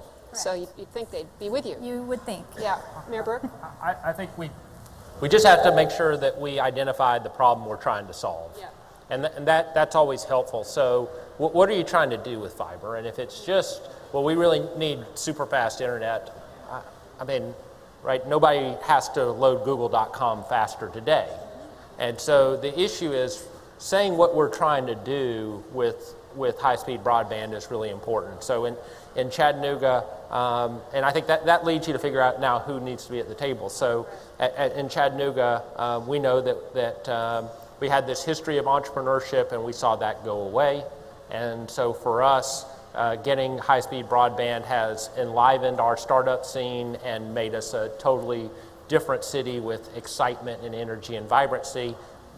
That's a win. I think the second part of this is the digital equity part. And what I would say is that while not everybody is on the internet, everybody understands how important it is. So if you knock on doors, which a lot of us mayors do from time to time, you can talk to an elderly man or woman who may have never been on the internet, but they certainly understand that their granddaughter or grandson has to be. Mm-hmm. And so making that case that each and every one of us has to be able to fulfill our unique talents and grow in the community, and in the long run, that's important to Chattanooga.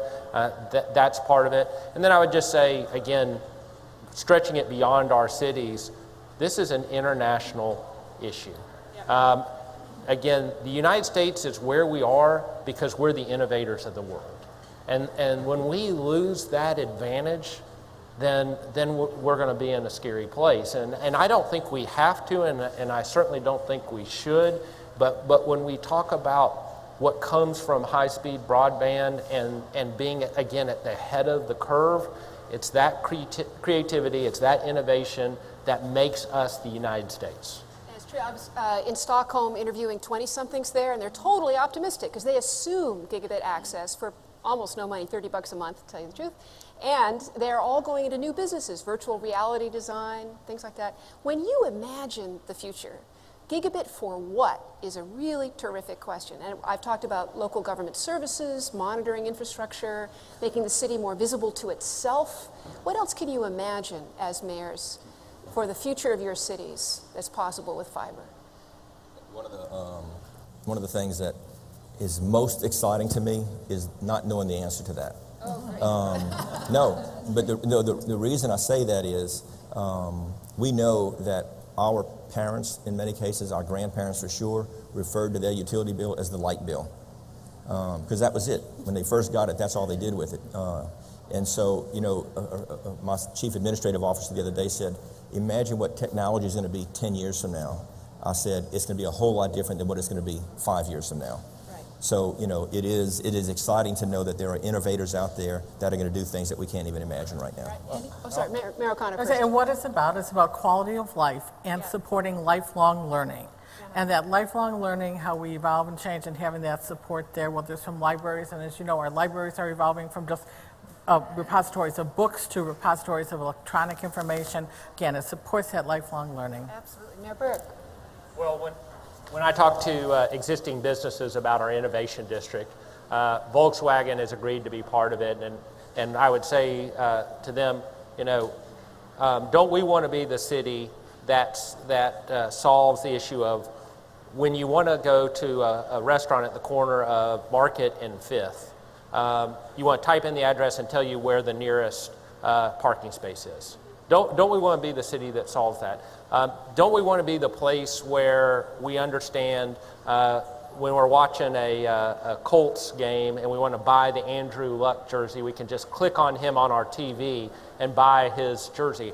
And the one thing that we know is no matter what you can dream up, the history of the web has been that more broadband is necessary to do more activities. And for us to be the city that solves whatever it is that we can't dream of we do know that it's going to take a bigger and bigger pipe as time goes on. And there's some 3-year-olds in Chattanooga who are going to be dreaming about this. So the Chattanooga Public Library is going to open a window of glass, of fiber, to little kids in Burlington, Vermont, and in Kansas City, also gigabit cities, and just see what they do. Lots of imagination there. Yeah. Thing we haven't discussed today that's, I think, imperative to all of our communities is what a gig does for public safety. And how it revolutionizes that, and what it does with GIS mapping and emergency response. And we just participated with the Institutes of Justice and did a pilot with ballistics in schools, and the ability to be able to zero in and within 3 seconds send a picture of the shooter to the response vehicle. I mean, it's just amazing. And so I think, that's paramount for all of us, public safety and what we can do with it through this. So I see the mic is out here with Drew Clark. Yeah, Drew Clark with Curtin McConkie in Salt Lake, and also founder of Broadband Breakfast and Broadband Census. Mayor Durel, you talked about how you begged the incumbents to do this and they wouldn't, and so you went ahead and sort of did it yourself anyway. I'm interested in maybe it's kind of the steps along the pathway that you mayors consider. Many cities, perhaps most or all, have institutional networks of some sort, right? So how much of a step is it to say, hey, let's open this up to businesses like Santa Monica? What about the next step to open access networks? The next step to actually becoming a fiber to the home provider? I'd love, the thoughts of various of you mayors as to what considerations do you take as to whether you want to go to the next level or just stay at a previous level on that station. Well, I think we're the poster child for if we can do it, anybody can do it, right? And I think we're speaking to the cities that are in our demographic and size and saying, do it now because you can afford to do it now. You can afford to link your well sites and your radios, and then with the excess capacity, you can start to go beyond that. And so, certainly as you get larger, the economy scale changes and it becomes more difficult. Well, we went all in, and that's the neat thing about what you have up here with the the four of us, is that it's all different models. In our case, as I said, we went all in. We didn't, the only thing I would say, the only first step we had was, before I ever got in office, the utility system had to replace its microwave communication system among its 14 substations. And the Chamber of Commerce and the city, worked on what would be the best thing, and ultimately they made the decision to do fiber optics. So by the time I got in office, we already had a loop around Lafayette. But the first thing we did was announce to our council and to the people that we were going to do a feasibility study to see what the demand was and that sort of thing. And so once we did that, the cat was out the bag, and I started having a lot of coffee with the big companies, and they would come to my office, and what you saw early on, all they were trying to do was sidetrack things. But in our case, there were no real baby steps. We went all in. We didn't have any grants. We just went straight to Wall Street, sold bonds, and now are competing along with the private sector. Yeah. Mayor Berke? Well, I think obviously it's a different choice for every community. The one thing that I would emphasize is the equity piece in what you do. We can't have gated digital communities. And so my concern with any kind of incremental step is that you build more of a city of haves and have-nots. And for me, the attractiveness of what Mayor Durel is talking about and what we've done is to reach everybody and to make sure that they know that they're part of this community. I also think just politically, it changes the equation when you start talking about which neighborhoods get things and which neighborhoods don't, and which institutions get things and which don't. And we all deal in a real world of that's how you get things done. And so, I guess every community's got to do what they need to do, but I would be careful about incremental steps. Although for us, it's incremental because we don't own our utility. So we had it when we've approached it in that way, where when we make a profit, so to say, it's not about making a profit, it's about following it into growing it. But again, we're growing it incrementally. And if the other providers step in and they can, we're not stopping them from doing that, but we're also not going to stop moving forward, but we're doing it again at our pace. And in Santa Monica, you're moving towards going into public housing units? Yes, we are. Right. Our first step of moving into the residential would be the multifamily housing, the affordable housing, the digital divide, addressing those that are going to be the least likely to be served by some private sector provider. I know I'm plugging Santa Monica here, I just can't help it, but there is a case study of Santa Monica's fiber network that was done earlier this year by the Institute for Local Self-Reliance. You can find it at muninetworks.org. And it is a terrific step-by-step story of what you've been able to do here. Another question right there. Yeah, I'm Jeremy Pietzel with the City of Sandy, on the City Council there. And we're in the middle of doing a gig fiber to the home right now and to all our businesses. The question I have for you guys is, what kind of steps can people take, or what have you done to get the word out? If you build it, they don't necessarily come. They need to know about it. How have you marketed yourselves and to be able to bring that economic development that you're bringing with your fiber, and what steps have you taken that you would suggest not taking over again? That's a good question. Marketing, yeah. Have a beach? No. Have a beach. We don't have a beach. We don't have a beach. We don't have snow-covered mountains. What we have is location in South Louisiana that's important to the energy industry. We're a mound in our part of the state from a hurricane protection sort of thing. But I've told my children and I've told other people, if you want beaches, pretty blue water, or you want snow-covered mountains, can't help you. But if you want a job, I don't want my kids to come to me and say, Dad, we have to move because we can't make a living here. We can't support our family. So our greatest asset, of course, we always say it's our people, it's our food, it's our culture. But as we're talking about this sort of asset, it's mostly man-made. It is the electricity that we got in 1897. It is fiber that we have here. It's our university. It's a lot of other things. But you're going to have to, I really forget how you worded your question. The market. Well, controversy. Controversy.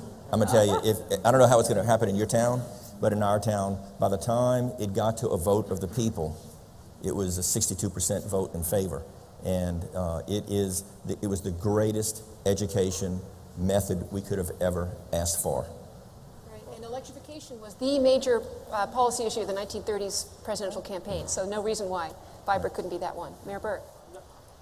We've learned a lot over the course of the last 5 years, and I think anybody who wants to learn from our experiences, we get a lot of visitors. I'm sure Lafayette does too, but you're welcome to see what we've done. I think we turned it on and assumed that Facebook and Apple and everybody's just going to move to Chattanooga. We have fast internet. We'll just sit back and watch the money roll in. That didn't turn out to be the case. And over the course of several years, we have learned a lot about what we can and cannot accomplish with high-speed internet. And so I think being realistic about that is important. And in the long run, what you see out of a city that really matters is these expanding small businesses. That can really change a city. So the story that I told earlier about this company that expands, that's a high-growth small business. And those are the kinds of businesses that transform a city. And for us, over the course of time, we have a gig tank, which is all about bringing people in and letting them know what it is. We have, again, 48-hour launches. We had Startup CHA last week, which was a week of activities that are designed to get new people into the city and looking at it. And I think figuring out those activities which not only educate people but also generate excitement and learning and mentorship and create those connections between existing businesses and entrepreneurs and researchers and universities, that to me is where you see true value economically from the gig. And so we've learned a lot, again, what works, and for us at least, and what doesn't work. And I think being realistic about what that is, and then going out and getting it done, what's realistic is awesome.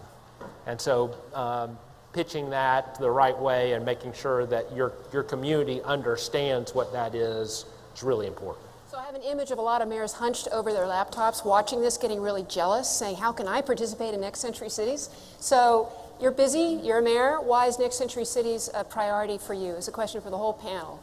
Why is this a priority? Well, obviously for us it's a priority because of what everybody else brings and we get to participate in and learn from and also piggyback on. I hate to say that we're riding your coattails, but we are a little bit, so thank you. Yeah, it's great to share. Mayor Burke? Well, we want, first of all, those connections. That's really important when we connect up with other gig cities.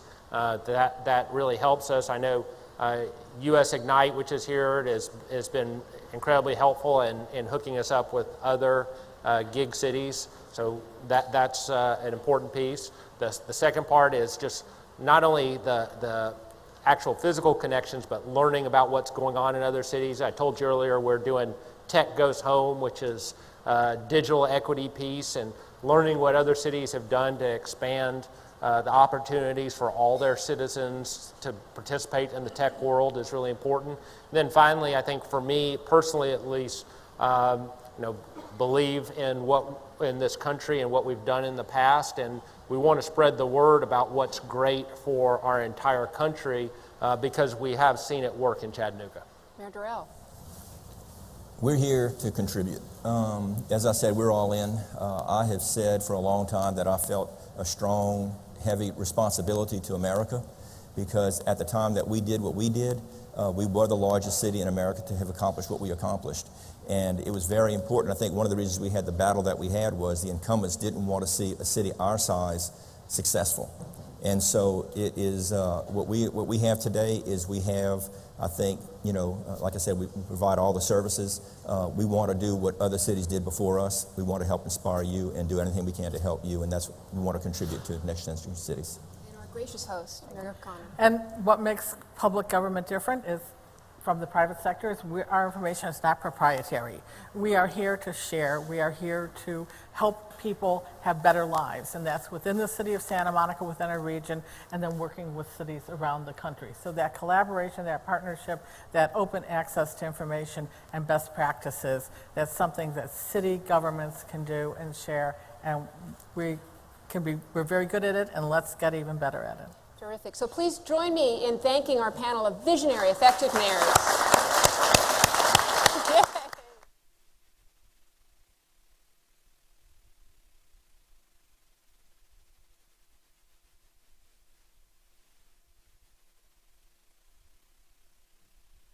That was fabulous. Let's give our mayors and Susan one more round of applause.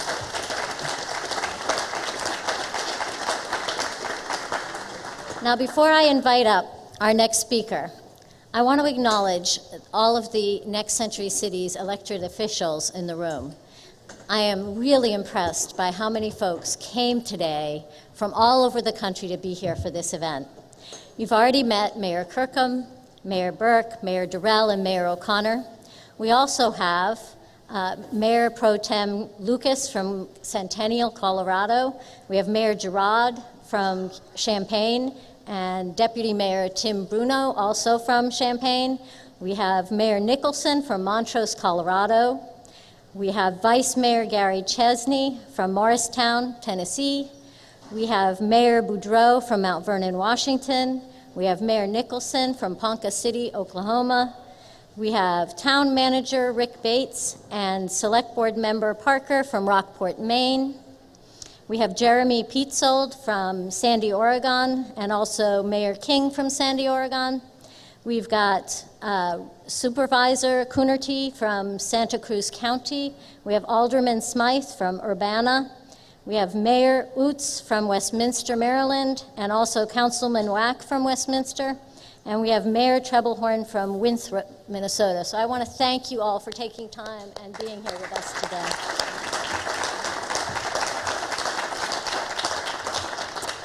For the next part of our program, we want to hear from leading edge communities about how they are using a gig to truly change city life.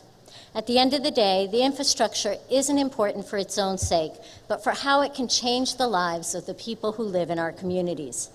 Today, we'll hear from two of our founding partners who will describe what a gig means for their cities. First, I have the distinct pleasure to welcome to the stage Mayor Jill Boudreau from Mount Vernon, Washington, a town of just over 30,000 people north of Seattle. Mount Vernon invested in a fiber optic infrastructure beginning in 1995 by partnering with local agencies and building an institutional network. This initial build-out wisely included excess capacity, which provided businesses the opportunity to get fiber optic services through licensed providers beginning in 2002. Mount Vernon has designed the fiber network to be an open service provider network, allowing as many service providers as possible and feasible, facilitating fair and open competition.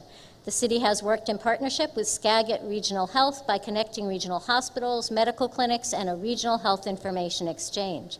And it is this focus that Mayor Boudreau will address. And she will describe for us how having a gig has improved healthcare in her community. Thank you.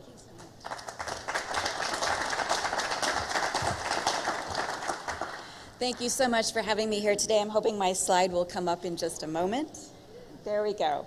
I'm here to share a story with you about how a teenager and a Frisbee demonstrated the value of a broadband-supported health information network. I'll give a little context to this. So, as in the introduction indicated, we're a city of 32,000 people. We are located right smack in the middle between Seattle, Washington, and Vancouver, BC, Canada. We are a very dynamic small city in a rural community, and we enjoy amazing relationships and collaboration with our institutions. We did build an institutional network deployed in the late 1990s, and it was really pioneered by a couple visionary people. I was privileged to inherit this 3 years ago when I took office. But one of our visionary people is here today. Kim Kleppe is our Information Services Director, who along with Mayor Sky Reichendeifer at the time really knew the value of the future of fiber. So that's why I'm able to stand here today. So now for the story. I have a 17-year-old son named Ian, and I'd like you to imagine with me. some teenagers playing by a lake in the summertime. Highly competitive boys like to play frisbee. They jump up to grab the frisbee, and there is a mid-air collision. When the boys hit the ground, there's going to be an injury. This is what happened to my son this summer. So I get a call from my son saying, "Mom, first of all, it's just my foot, but I am at the hospital." And so I immediately go down to our urgent care clinic, and the x-ray you see here is the result of this encounter. If we could go to the next slide, please. So our encounter at the urgent care involved the request for an x-ray. So we went from the urgent care clinic upstairs to the x-ray, received that, and then back down to the urgent care physician. Because of a company that is in our region called Medical Information Network North Sound, we have an integrated health information network in our region. It integrates our public hospital, our medical clinics, our imaging centers, our skilled nursing facilities, so that everybody shares the information in a medical record at one time. What does this mean? It means just what's illustrated here. Here's Ian. His urgent care physician saw the incredible break that he had in his toe. So that physician had a report from the radiologist who said, "Gosh, you're going to need to see a specialist in the morning, so I need to make an appointment with a podiatrist who's in another part of town in a separate office." We show up in the morning, our podiatrist pulls up the image and says, "Ian, you did a fantastic job of breaking your toe. You're going to have this set." So I need to share this with a surgeon just to make sure we're going to do the right thing. All of the images were able to be seen over our medical information network.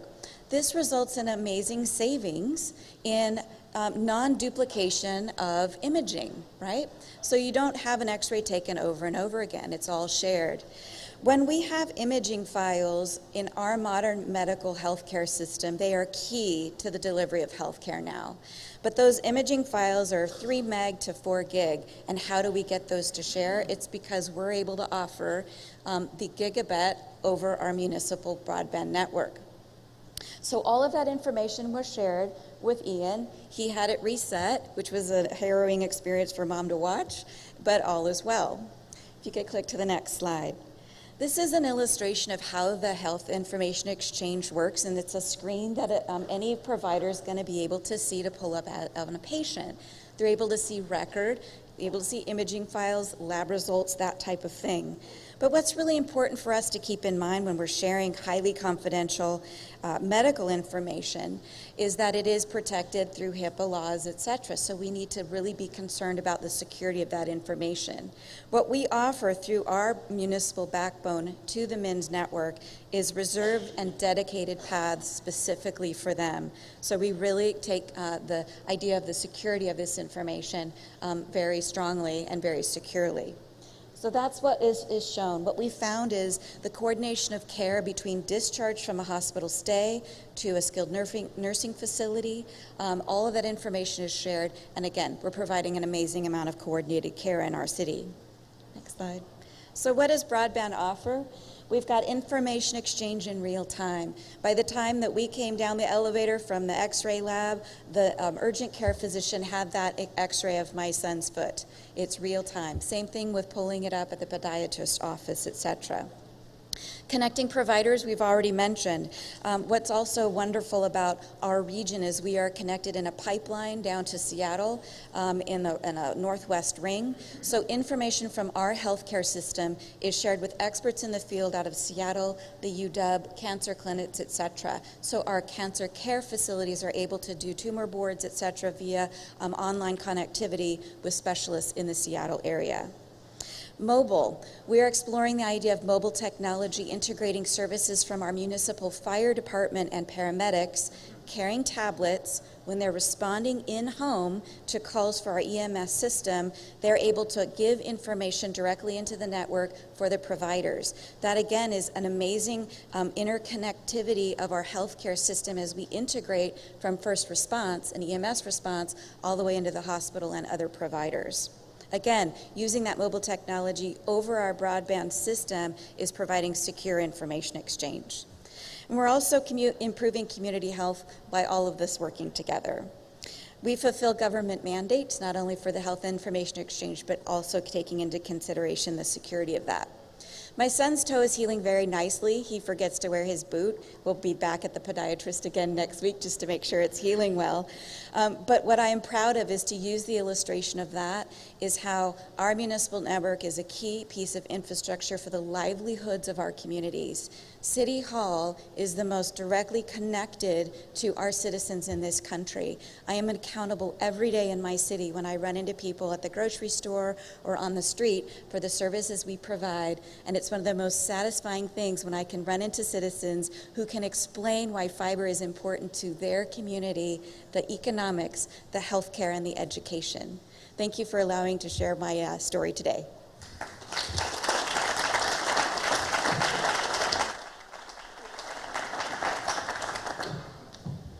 Thank you, and I'm so glad Ian's healing well. So next we're going to hear from Will Aycock, the General Manager of Greenlight, which is Wilson's municipal broadband provider. Will has seen Wilson, North Carolina, a town of just under 50,000 people, evolve from the world's greatest tobacco market to North Carolina's first gigabit city. Years ago, Wilson City Council saw fiber optics as the public infrastructure of the future, and absolutely essential to improve the economy, provide jobs for the future, and improve their quality of life. Wilson's broadband has been a great example of the benefits of community broadband and the things that they can provide for a city. Will now present information about how having next generation broadband has improved the economic climate in Wilson, North Carolina.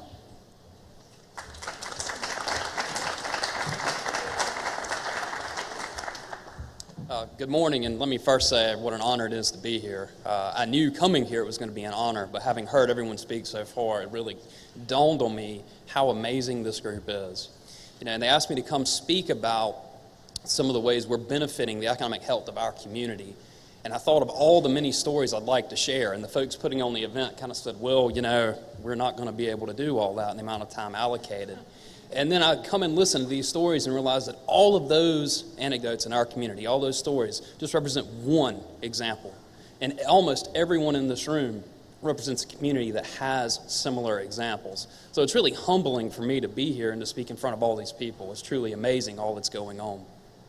But within the context of Wilson, what does it mean to be a gig city? What does it mean to be a next century city?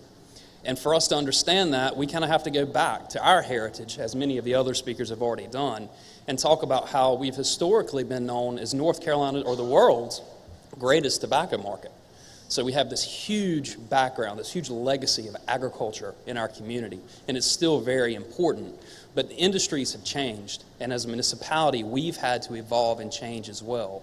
So it's in that context that our elected officials decided we should invest in this public infrastructure in order to help support the economic health of the community. And so what does that mean specifically? What have we seen?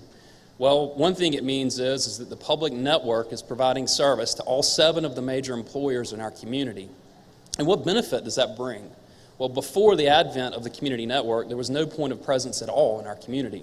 Now we have multiple Tier 1 service providers located in Wilson, and that's brought down the cost of bandwidth, and it's made new services accessible to our major employers that simply were not attainable before the advent of the community network.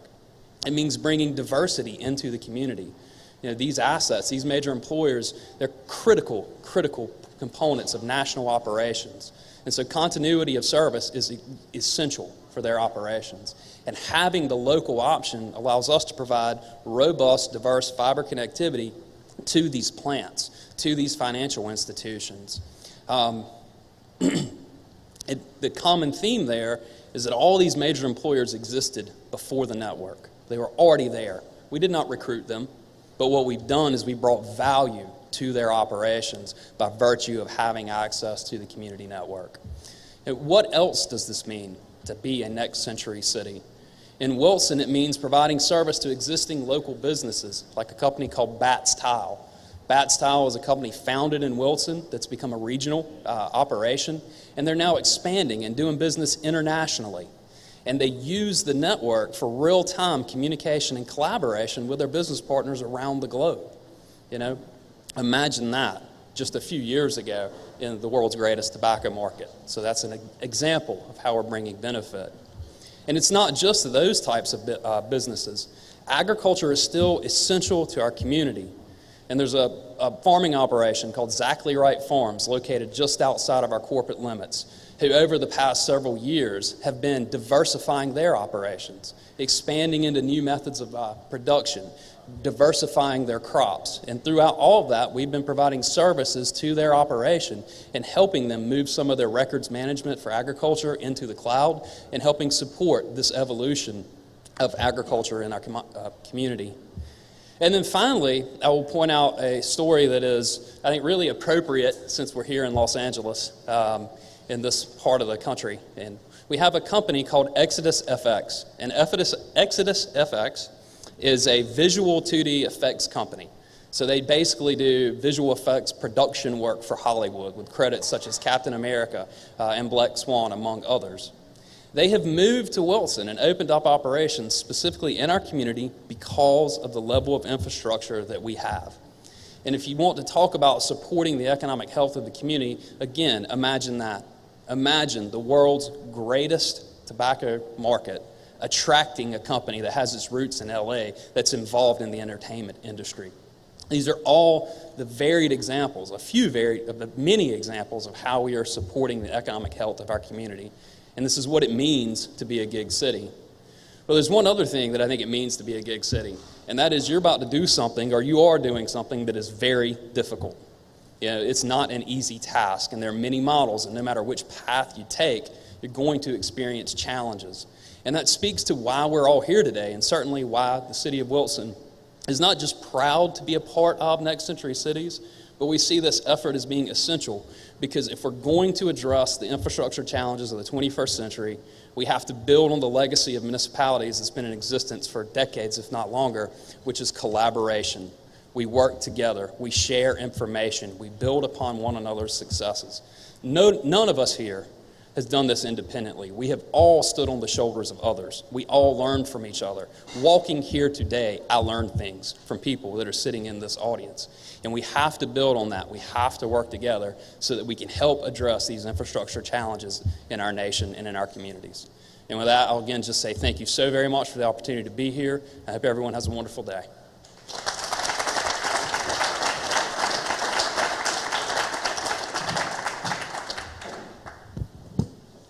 These stories really bring to life why it's important we're having this conversation today. In the months to come, Next Century Cities will feature these and other stories. Part of our goal is to elevate these opportunities in the national debate, but we also want to make our member communities, we want to help the outcomes be more the norm rather than the exception across the country. Let's give Mayor Boudreau and Will Aycock another hand.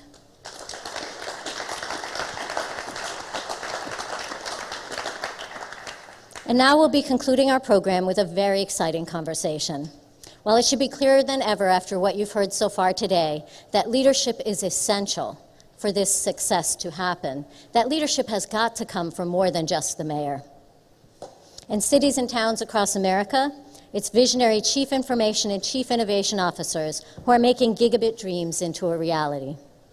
I'd like to invite to the stage our final panel, who represent a distinguished group of innovators and technologists who have accomplished significant progress in their effort to support their city's goal of ensuring their residents have fast, affordable, and reliable internet.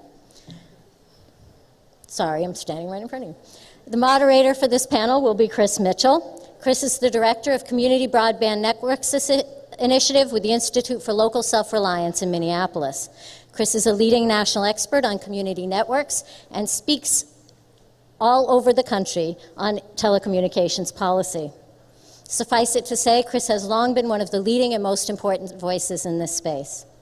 And I'm pleased to share that Chris has decided he would come along and work with Next Century Cities as our policy director while maintaining his role at the Institute for Local Self-Reliance. Let me turn it over to Chris to introduce our final panelists and help marshal the conclusion to today's meeting. Thank you, Chris. Thank you.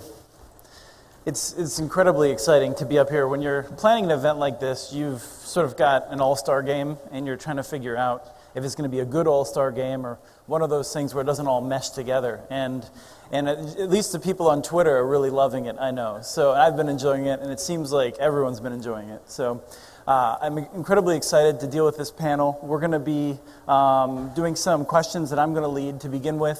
I will be occasionally checking Twitter, but really, if you're in here and you want to get a question, you're going to want to get a microphone in your hands, and I'll give you an opportunity to start planning for that toward the end of the discussion. I'm going to run through some very quick introductions. People who are here, there's extended introductions in the packet, and people who are online can use a search engine. But we're going to keep it short to get on with the show.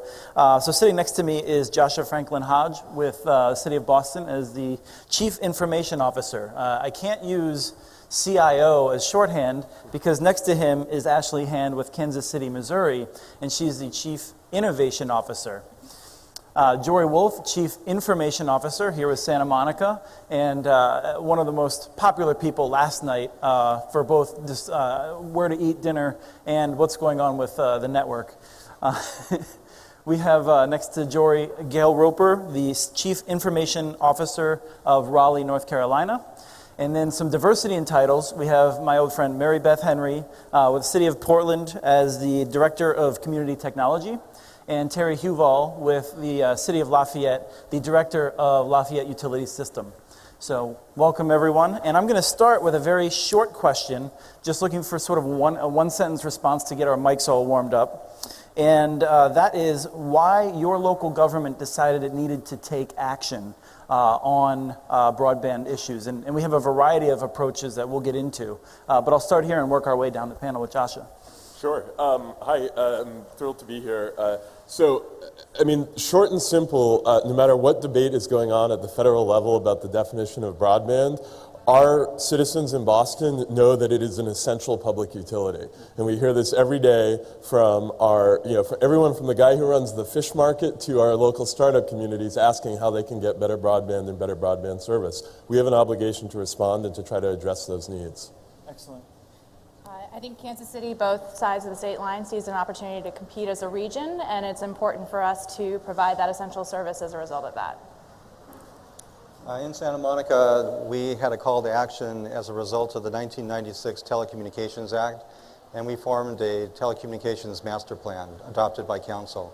It was important for Santa Monica that we were on the information superhighway. We were not left in the dust or in the rusty railroad tracks of eras before us. It was important for us to have a city that was able to support telemedicine, virtual learning, and also smart grid and other mobile and transportation applications. And we decided if we were going to have that and it was going to be affordable for our community, we had to build it ourselves. In Raleigh, North Carolina, Raleigh has declared itself an open city. Part of what we decided was that the broadband infrastructure is the next economic development infrastructure, and that we needed to build on what was around us in our community because we had such a high-tech population. In Portland, Oregon, we believe that fiber to the premise is the platform for our future. We also believe in a high fiber diet of all kinds, and that includes fiber. In Lafayette, Louisiana, as you heard earlier, we established our own utility system in 1896 when the private guys didn't want to do it. And our business leaders and our elected officials and our Chamber of Commerce believed that the highway of commerce for the future was going to be broadband and internet. And that's what led us to our decision. Excellent. I want to dive a little bit now. I'm going to ask questions of pairs of people that are somewhat related to each other. Both Boston and Portland have primarily focused on investing in fiber and dig-once type policies and other approaches to increase the amount of fiber and conduit throughout the community, primarily to meet internal needs. And so I'm curious, what about owning your own fiber and having the fiber is different from other sorts of approaches? And if you can take that as an opportunity to just describe what you've been doing, that'd be helpful. Sure. I'll kick that off. So Boston has a fairly substantial institutional network that's been built up over the course of the last 5 years or so. For the most part, we actually do not own our fiber. It is a dark fiber iNet that we get from our largest local broadband provider, Comcast, with RCM providing a small amount of it. I can talk in a second about some of the value that we've seen out of that. The city of Boston is also somewhat interesting in that we have probably one of the first cities in the country to establish a dig once policy. Unfortunately, we established that policy in the era before GIS and digital mapping. And so one of the challenges we have right now is how we actually leverage the conduit that's in the ground, which is mostly documented on paper maps sitting in file drawers right now. So we're doing a bunch of work right now to try to unlock the potential of that asset. But to date, most of the institutional network that we've done has been built on top of these existing infrastructure platforms from other providers. That said, the value that we've gotten out of that for the city has been absolutely tremendous. It's saving the city somewhere between, most conservative estimates, $3 to $5 million a year in cost for telecom and connectivity. And it's allowed us to really start to transform the business of the way that many departments operate that historically are not the first place you'd think about where internet connectivity would be most important. We had a huge rainstorm a few weeks ago, and I got a call on a Saturday morning from the Public Works Commissioner who said, I can't tow cars because we lost our connectivity at the tow lot.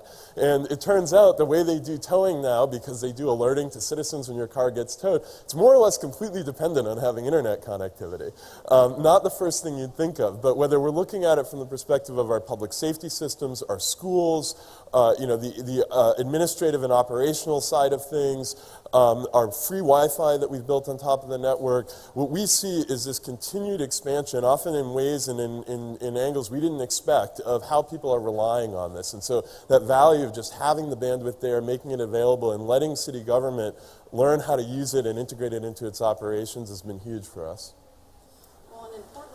We created in 2002 the ERNIE network, Integrated Regional Network Enterprise, and it's a totally collaborative network where we share assets and conduit with the Regional Transit Agency, all the local governments, the State Department of Transportation, and by sharing our assets, each of our networks extends much farther and is much more robust than it would be if we did it on our own.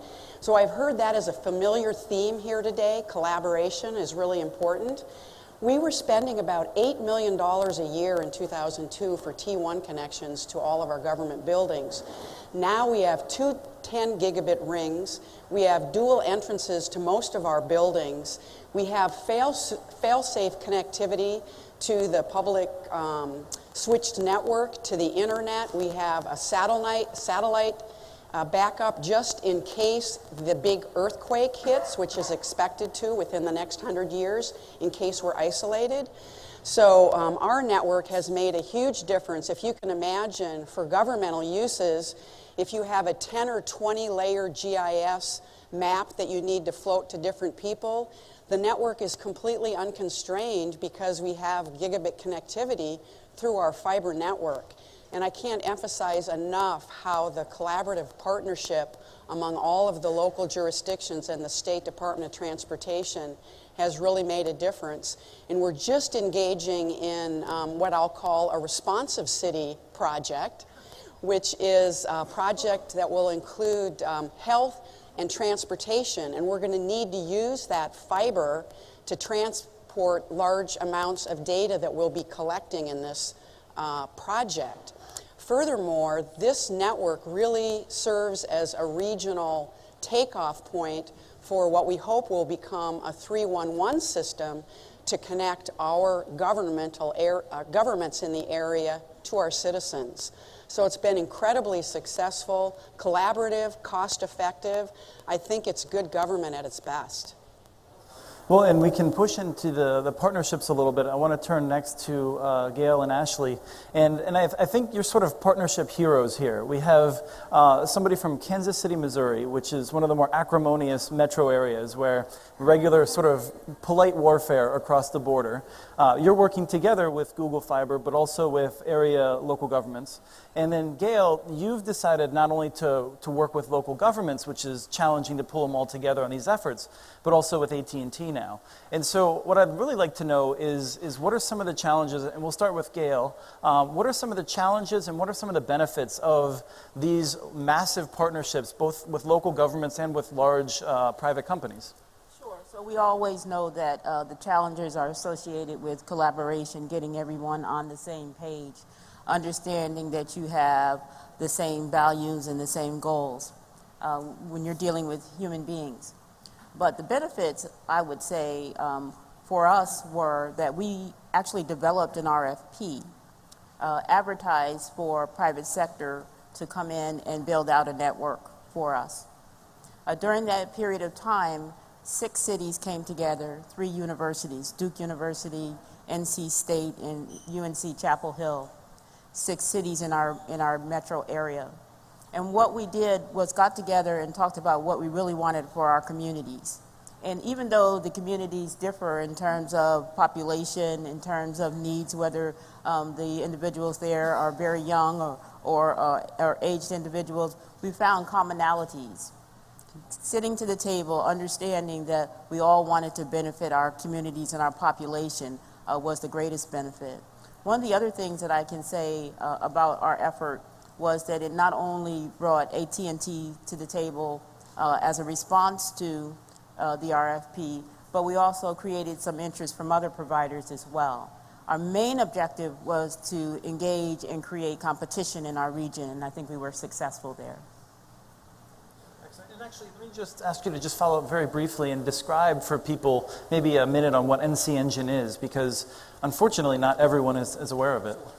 NC Engine is a regional effort where 6 cities came together and actually developed a collaborative effort for an RFP that was advertised for an entity to come into our region and actually deploy a high-speed fiber network for us. And so you're working with a company, I understand it's called Google. It's a small little company, you might have heard of it, yeah. So what has it been like? Not only have you, do you have this relationship with Kansas City, Kansas, but you were the first, and now you're able to sit back and see how others are experiencing it. But what was it like, both navigating the waters of working across the border of Missouri and Kansas, and then also working with Google? Well, I think we were very fortunate that when Google came to Kansas City, we happened to have leadership in place that understood that the value of regional collaboration far outweighed any competitive advantage we might have over each other.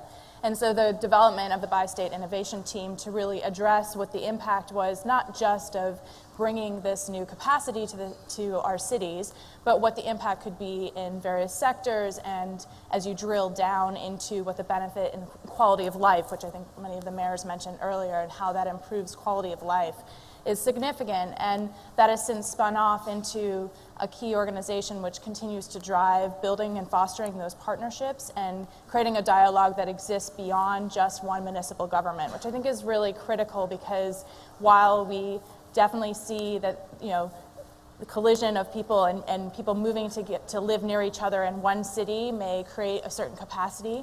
If we don't grow as a region, we won't compete as a region, and therefore we'll fail. And we'll fail not just the constituents that live here today, but the generations that would potentially come to the Kansas City Metro.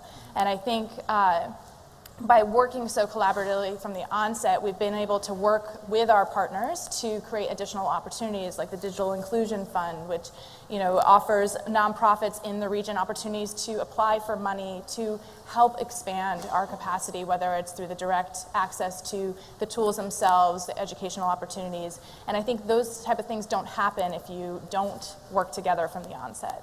Sure, and let me ask you just about when you have less control over the network in this case, one of the effects is that you have a lot of people that have been trying to get residential houses and get service there so they can run a business out of them. Can you explain a little bit what that's like dealing with as a local government, and how does one respond to that sort of a situation? So Kansas City sees itself as being the most entrepreneurial city, and I think we, in order to drive economic development that occurs around gigabit capacity, is looking at different economic incentives than what we've traditionally used. So the kind of tax increment financing and things like that don't work for the startup community. And so finding ways to create free or low cost space for people to work in, or better access to capital and things like that, those are things that we can help that are new, that are different tools than what we've traditionally offered. And I think in order to open ourselves up to that entrepreneurial community, we have to in fact kind of get out of the way of those traditional mechanisms and be receptive. And I think what we've seen is Mayor James and Kansas City, Kansas have done a great job of creating those conversations and allowing people to bring those resources together and enabling things like the Kansas City Startup Village to happen, where you have a high density of startups working in Google Fiber homes, and they in turn have gone out and crowdsourced to improve infrastructure in the neighborhood and do other things to essentially create their own vibrant ecosystem, which I think is very exciting. Excellent. So I want to, I'm going to go to Jory and Terry next, but I want to see if any other panelists have any comments on these partnerships, because everyone here has worked one way or another with other partners. But none of you are really excited about that, so I'm going to go on to Jory and Terry. In preparing the panel, I laid down the law a little bit, and I said, I really want to make sure we try to answer the double questions first, but I welcome a little bit of rebellion if someone's so anxious to throw in a point, so please do that. Terry and Jory, in many ways, I think you're both model communities. Terry, you're a model that a lot of cities with electric utilities follow, and Jory, you're a model for a lot of communities that don't have electric utilities. And so I just want to spend a moment, and we talked a little bit about this in the earlier panel, but Terry, what are some of the advantages and some of the disadvantages of being a municipal utility? And just mention what other services you're already providing. Yeah, in Lafayette, Louisiana, we provide electric, water, and sewer services. And I believe that gave us a substantial benefit in getting involved in telecommunications. First of all, we had our own rights of way. We knew how we had our own poles. We had already been providing a service where our customers eagerly await their bills every month. We had already been in the public light in having to provide these essential services. When the power goes out, for example, you're there having to explain that to the press as to why the squirrel got involved, because it's always a squirrel or a bird that causes these things. And there was a high level of confidence I think our customers grew to have with us. We get these little storms come up every so often called hurricanes. And the last hurricane we had before we got involved in the telecommunications business actually knocked out every customer in about a 6-parish area from where we were. And we were the first utility to get its customers back on and to get all of its customers back on. That gave us a huge level of support from the community and confidence in the community that we could do something to this next level. So I think certainly having a utility system was a huge advantage for us. And let me follow up with a quick question. You also have a target on your back from industry. And as a utility system, opponents will often say there's opportunities for subsidization and inappropriate use of tax dollars. So on the record, do you know how many tax dollars you've used in building your network? Absolutely zero. Right, the answer is zero for the mics. One of the things that happened in Indiana is the private companies, as soon as they knew we were getting ready to do this, went to the state legislature to try to introduce model legislation from ALEC that would make it a fair playing field. Of course, that model legislation was absurd. It said that to build a telecommunications system, a government had to use only revenues it earned from selling telecommunications services, which means it starts off at zero at that point.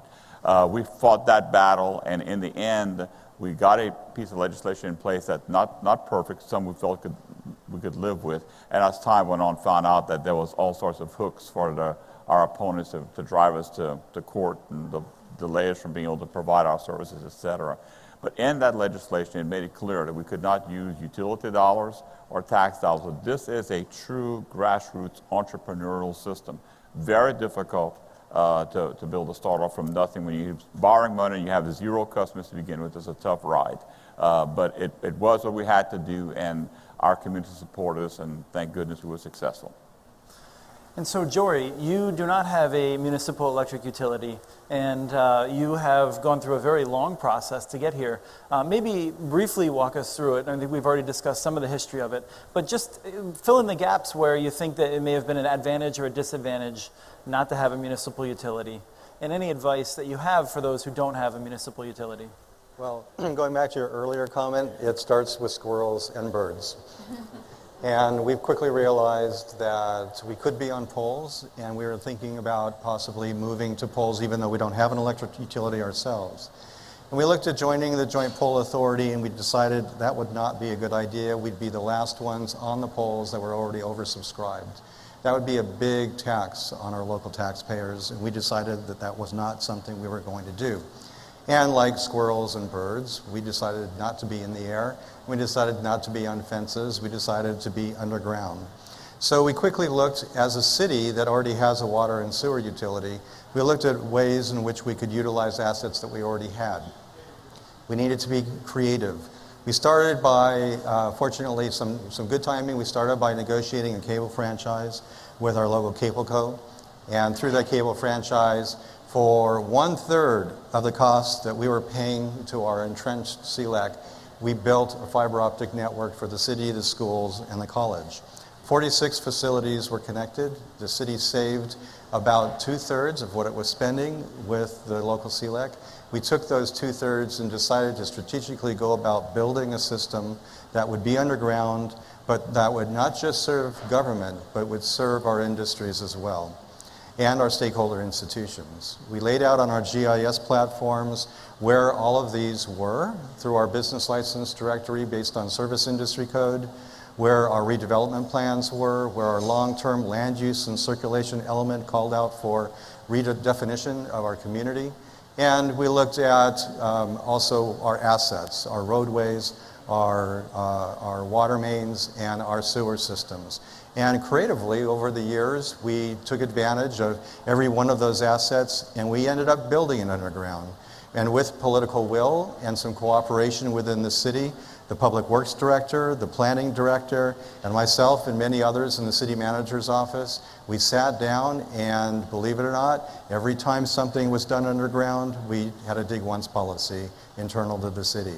And everyone had an opportunity, whether it be street repaving, water main abandonment, laying of new water mains or sewers, and we built it over time with some creativity. And do you have advice besides being creative? And in particular, let me ask you about a city that does not have in place right now somebody who can take this and run with it. You're an elected official in another city. What do you do to try and get that level of expertise? Where do you look for it? Well, I think you need to start with your technology people or your chief innovation people. You should look to your CIO, your CIO, or your CTOs, but that person by themselves cannot do it alone.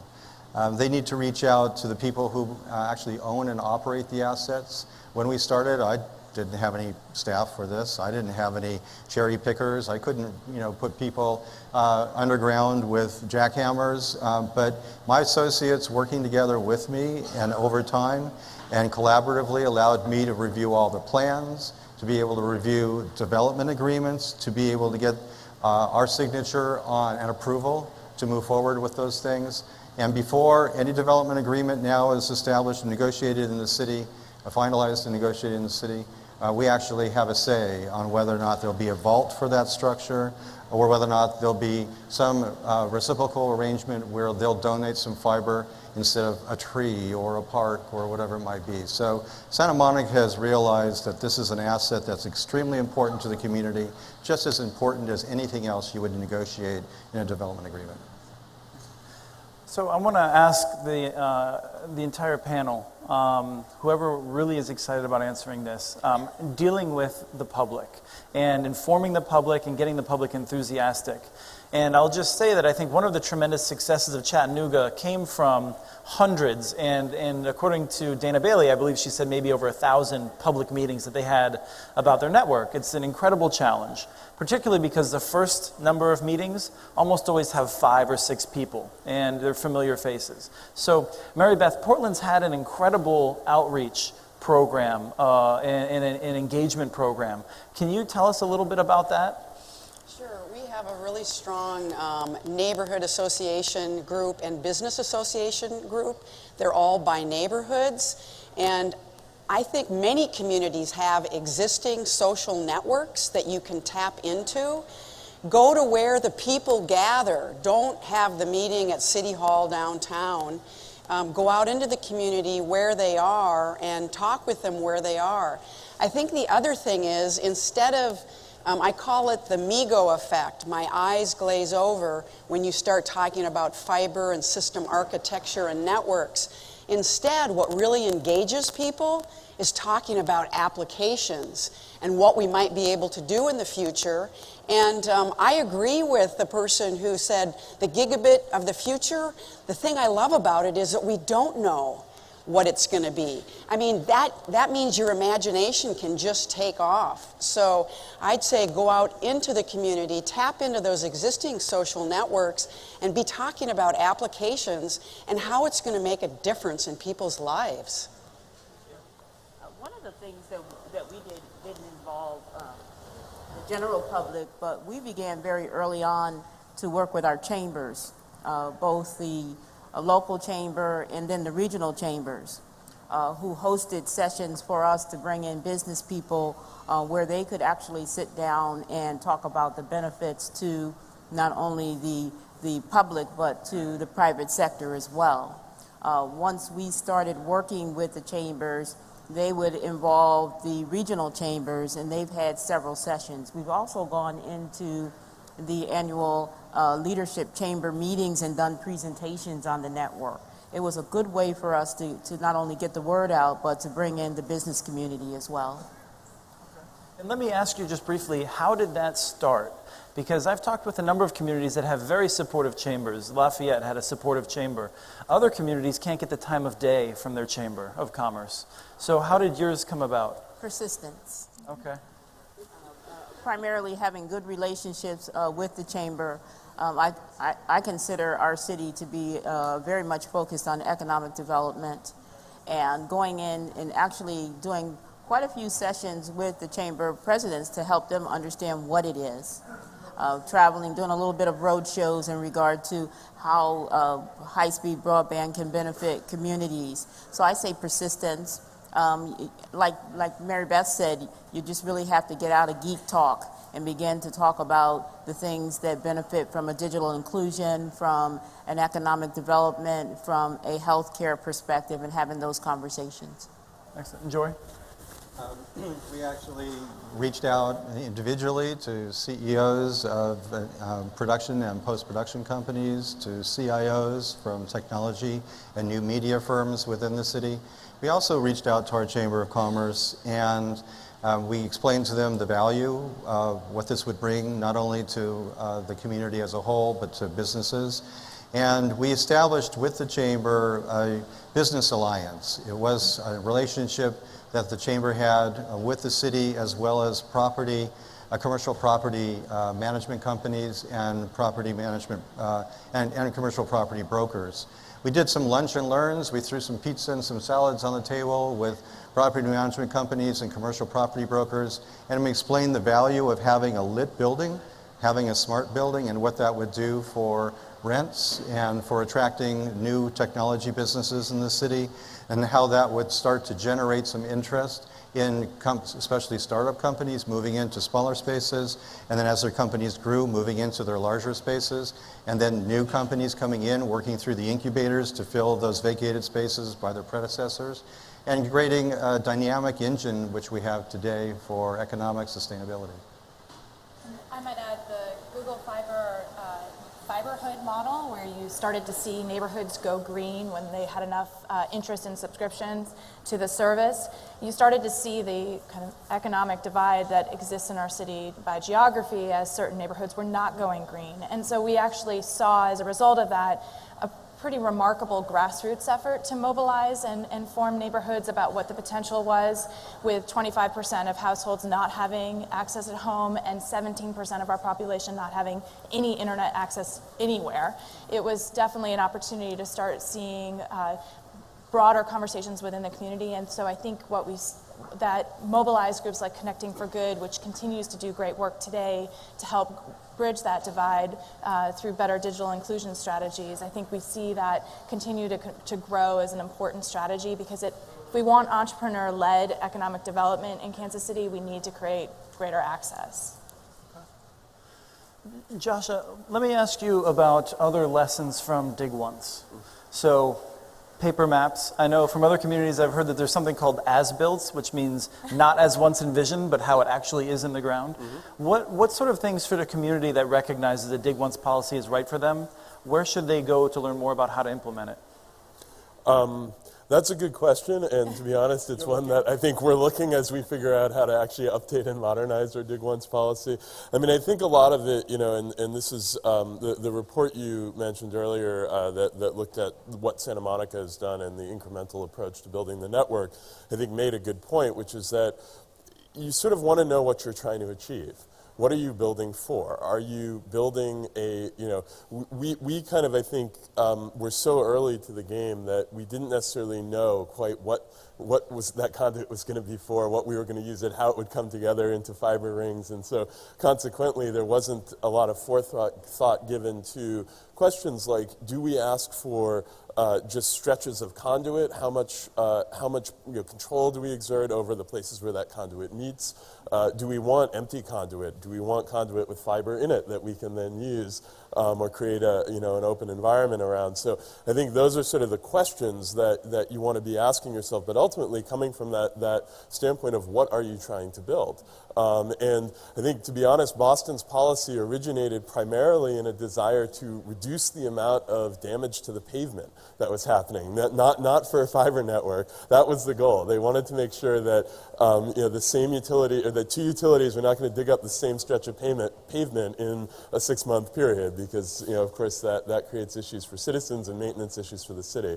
And so the intent of encouraging leasing transactions, I think, was really the original origin of the policy. With fiber in mind, though, understanding what is that core, whether you're thinking about it as a service to provide to residents and businesses, or whether you're thinking about it simply as a municipal INET, doing some of that architecture up front and building a Dig Once policy that gives you the opportunity to say, okay, this is a project where we have an interest, and here's how this project can actually align with that interest. That's going to be key. Right.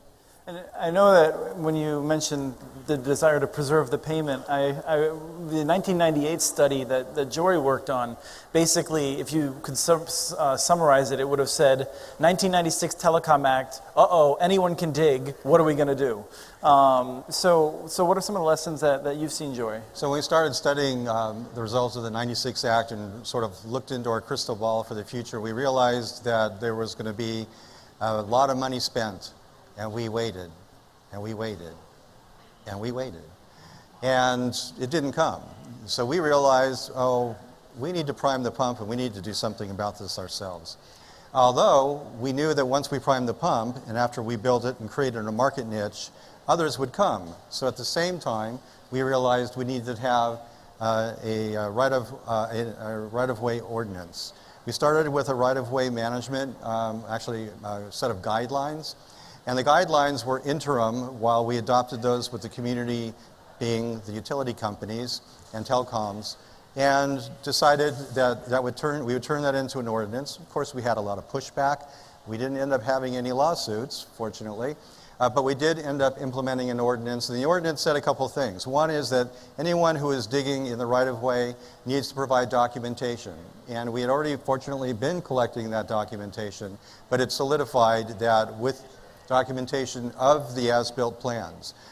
So you had to have everything permitted if it was going to be done by the private sector and even if it was going to be done by the city. So we pay lots of money ourselves whenever we're in the underground in the right-of-way, and we develop plans, and we have a very rich set of plans for everything that's all the assets that are underground, which helps us not only in mitigating time, place, and manner, and how often the streets need to be repaved and how long we can protect the life of those streets in between times that they're cut. But it also gives us a good operations and management tool. So when we're digging ourselves or others are digging, we can look to see what's under there and we're not stepping on one another. If I remember correctly, you are just embarking on, or perhaps continuing, a significant effort to put a lot of fiber throughout Raleigh for traffic signalization. Yes, we actually have 3 initiatives. I talked earlier I'm sorry, about... you want to just start over, just to make sure the mic picks it up. It's on now, guys. We actually have 3 initiatives, and I talked earlier about encouraging competition in our region. We are building out a traffic signal network, 125 miles of fiber through a 148-mile city. We are, of course, responding to and beginning to develop the NC Engine RFP response, which is with AT&T to build gigabit fiber.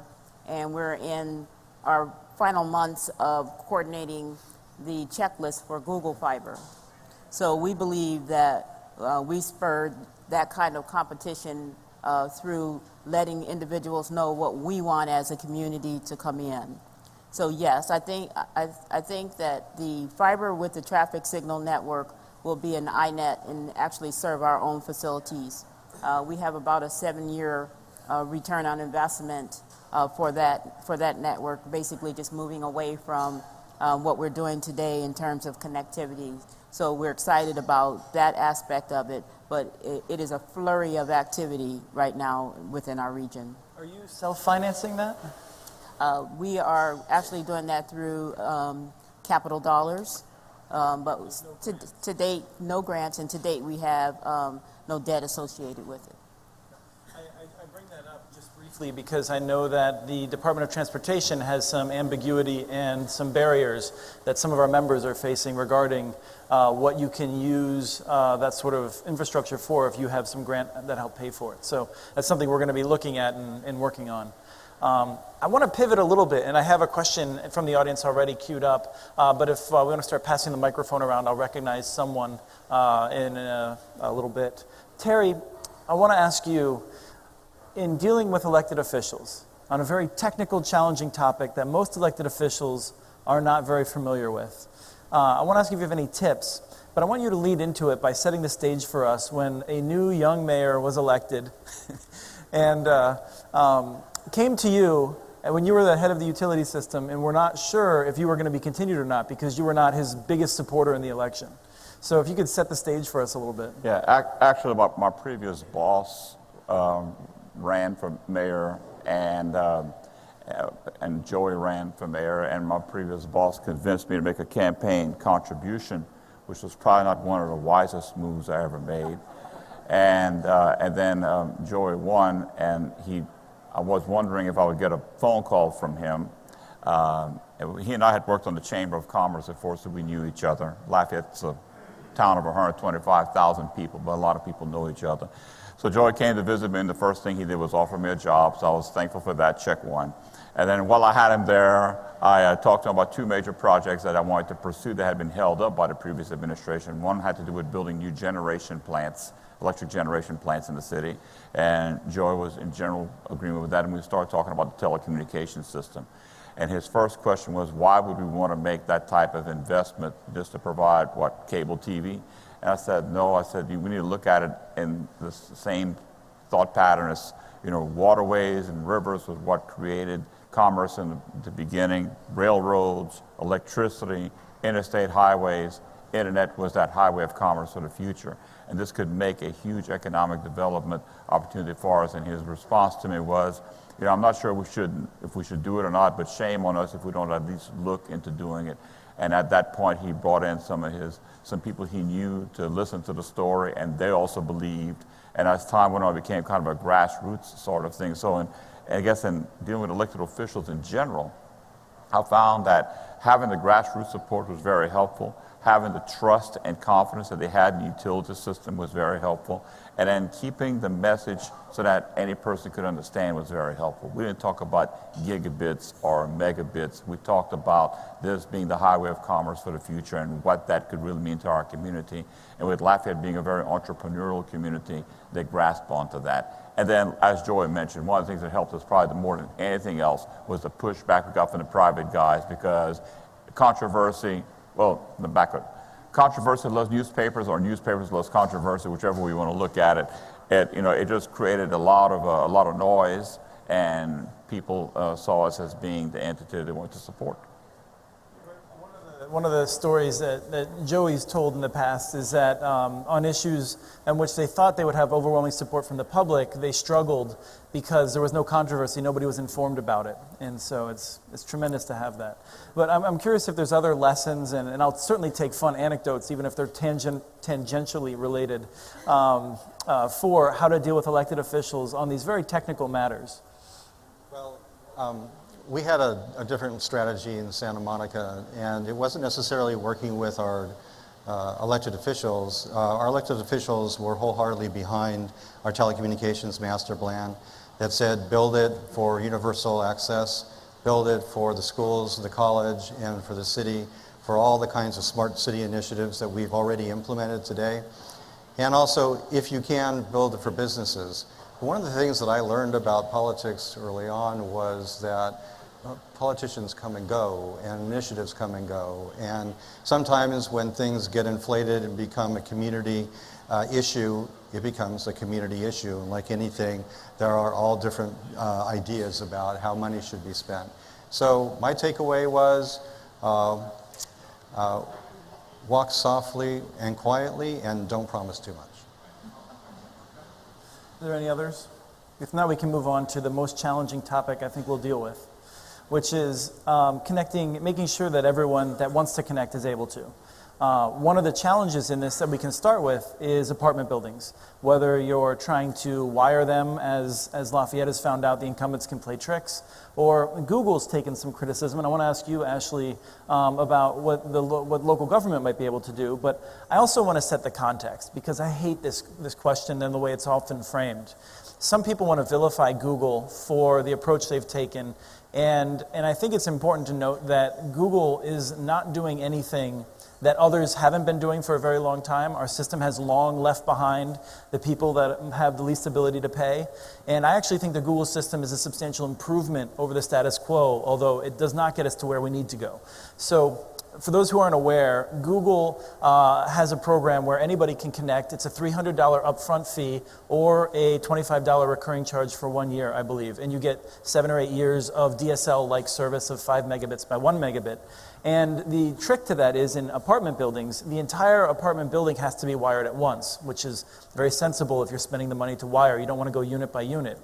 That's a challenge in areas with greater income disparity, where people don't have the ability to pay, and landlords, frankly, might not care. So what can the city do in these sort of situations? Well, I think actually one thing that's been kind of interesting as a result of that challenge is that there's been a nonprofit and private sector response to it by the establishment of a mesh network that can put some of these, wire these buildings and at least provide Wi-Fi. And I think that's an interesting response because we can't necessarily solve every problem. So I think that's one thing too, is that we acknowledge where we are able to be effective in creating opportunity. And I think that the establishment of the Digital Inclusion Fund is another opportunity as well to look at other ways around that. So I think while I don't think we've solved the problem yet, I think the fact that we continually keep it on a high priority list and we're working very hard to address that actively, I think that's something that at least we know that conversation is something critical to the success of the implementation overall.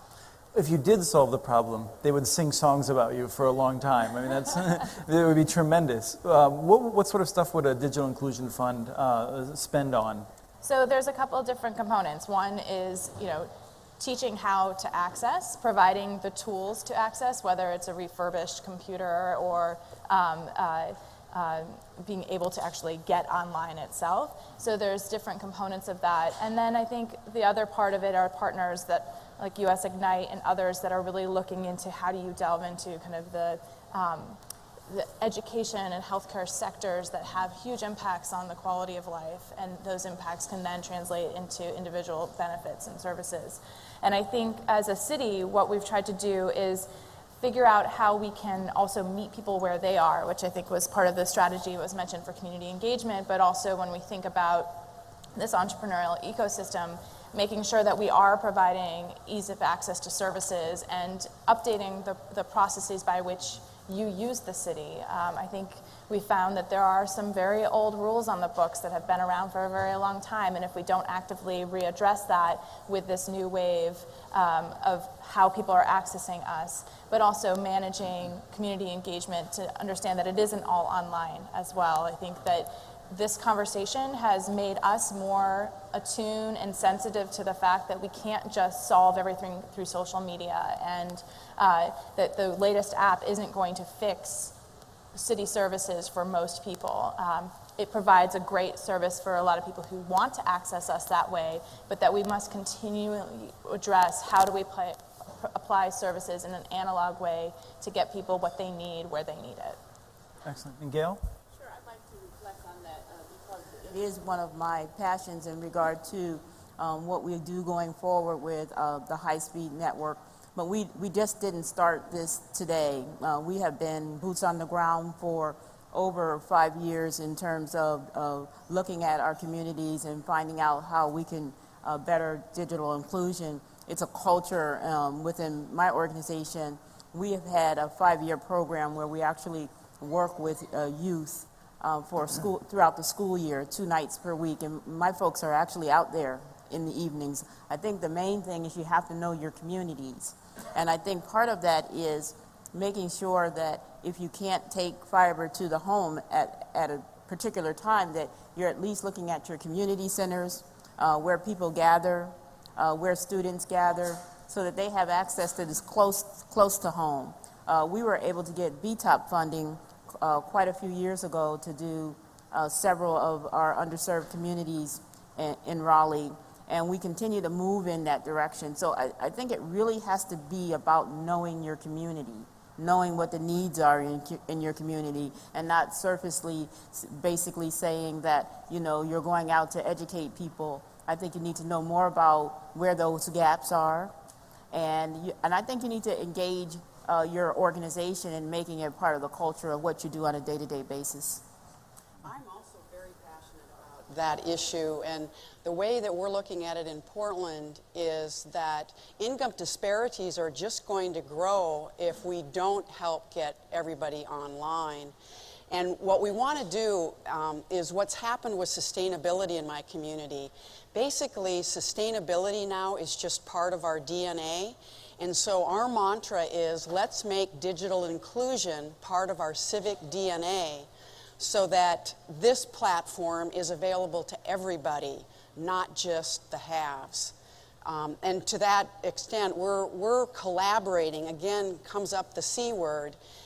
It's going to take the whole community and the providers and the nonprofits together to solve this issue because it's a tough issue. We are tracking the folks who are online. We did a survey in 2010. We updated it in 2014. We've made a little progress. I completely agree with Gail. You need to know your community. Who's online? If they're not online, why aren't they online? And then how can you get them online? And sometimes the answer to that question depends on who it is you're trying to reach that isn't online. So we're having a Digital Inclusion Summit on November 18th, bringing together our nonprofits, our libraries. We want to build on the mission of community media, and they're beginning to get into digital inclusion and one-on-one training to help people see why it's important to be online. So I think along with fiber, digital inclusion needs to be at the forefront of our efforts. Jascha? Yeah, you know, I would add to this. I mean, we're still in the early days of our fiber journey in Boston, but We actually have a really interesting legacy around digital equity issues, in large part due to the incredible work of Deb Socia in a former life running the Tech Goes Home program in Boston that tried to address all three legs of the stool, if you will, looking at education, looking at access to, looking at connectivity, and then looking at equipment, and trying to identify the populations where some elements were missing and bring that together for folks in the context often of schools and small businesses where there was a good sort of why story to tell. Why does this matter? Why is this something that's important in the community? Some of what we're doing right now is looking at our lowest cost broadband programs as the way to start to learn a bit more about where the demand is. We have, Boston has a wicked free Wi-Fi that we have been rolling out. It's existed in the downtown areas, the tourist districts for a long time. And under the leadership of Mayor Walsh, we've begun to roll it out into the business districts throughout the neighborhoods of Boston. And what we've seen as we've done that is that the highest usage neighborhoods outside of the tourist areas are in the lowest income parts of the city. And so that becomes something that we say, okay, this is a market signal. And so we're starting to explore what does that mean. We're looking at how do we collect more information, both directly meeting with people in the neighborhoods, but also looking at surveys to try to better understand the landscape of what people do and don't have access to technology-wise. And we're starting to do some pilot experiments. We're in talks with the Boston Housing Authority that manages a lot of our public housing developments about running a small pilot where we would just extend Wi-Fi into the community and then work with local community groups to try to drive adoption and to understand how that has an impact for people. So I think partly we see this opportunity to say, yes, would we like to have gigabit fiber available to every house in the household and business in the city? Absolutely. In the short term, we can start to show the demand and show the potential impact that satisfying that demand can have locally, and use that to tell the story from which we can leverage into a broader investment and a broader build. So I want to see, is there a microphone floating around already? We have a question. If anyone wants to put up their hands if they have a question, we'll get the microphone to you. One of the questions that came in earlier over Twitter from the city of Los Angeles was what role Wi-Fi may play. And I think that touches on some of the digital divide issues. But I'm also just curious, Terry, you've analyzed Wi-Fi a number of times over the years. Do you want to talk a little bit about your thoughts on Wi-Fi and how it might complement your system and what challenges are that would lead you to not deploy it? Yeah, well, I think the first thing we need to realize is in our case, it's a purely business system. We don't have a tax dollar coming in. I have to make sure that every decision we make is made from a prudent business perspective. Providing Wi-Fi service is a nice to have, but it's very difficult to build a sustainable business model with it, because the reliability of it, the type of coverage you need, the cost it makes to provide a type of coverage is very expensive. So what we have tried to do is to use Wi-Fi as more of a promotion tool for us. So it's some of the downtown areas where there's large stages for festivals and events, we've been starting to make Wi-Fi available there. So the patrons, the people who go to those particular events, get to utilize our service, realize what it is, and then perhaps actually buy our service if we're serving in that particular area. But as we've seen it so far, Wi-Fi on its own is not something that I would want to take a risk at in trying to provide. And just briefly, what is the risk? The high operating cost of keeping it going? Well, it's the high operating cost and the lack of reliability. What you run into is that you get dead spots, and it takes a tremendous amount of cost to be able to cover all of that. And if you're doing it for a very large territory, the cost just cannot be overcome with the revenues that minimal revenues you might be getting off of that. Some of our communities, interestingly enough, cities that haven't gone citywide with fiber, Ponca City in Oklahoma has a fiber network that they run to businesses and produces enough revenues that they do Wi-Fi throughout the entire city in the case of Ponca City, and in the case of Lafayette, in the case here in Santa Monica where we are, you have significant Wi-Fi in some of these areas. And I know that it's hard and difficult. What are some of the benefits of Wi-Fi that have led you to make that decision? Well, first of all, I want to dispel this notion that Wi-Fi is hard and difficult. It is not. Wi-Fi is cheap, very effective, not only useful for your public, but also for your community services. I think that's a really good point to just push into. I'm curious if I can just go back to Terry for a second. When you say it's hard and difficult, is that because you have a certain quality of service in mind that you're delivering? Yes. If we can just briefly explore this, whether it's hard and difficult, and in what ways it's not difficult. Yeah, I mean, from our perspective, to provide a service that impresses the user is going to be more expensive to make that happen. If we're trying to do something just to provide minimal Wi-Fi, it possibly would be cheaper, but that's not the direction we want to go into. We're a high-end of service provider, and we feel we need to be offering services that are consistent with that. Okay, and Jory, did you? Well, we find that you put Wi-Fi access points out there. We have 35 Wi-Fi hot zones throughout the city, and almost all of our commercial corridors and transit corridors are now blanketed in ubiquitous Wi-Fi throughout the city.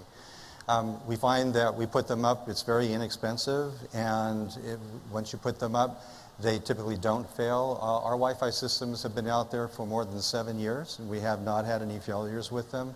They drive cool kinds of apps for the public to use while they're navigating about Santa Monica and their mobile.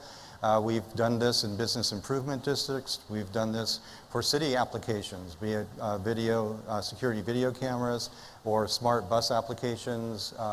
Our current Hold the Light Green project for giving transit signal priority to buses is actually utilizing our Wi-Fi for tracking the buses and their schedule adherence, speaking then back to our broadband network to whether or not the traffic controller will hold the light green or not.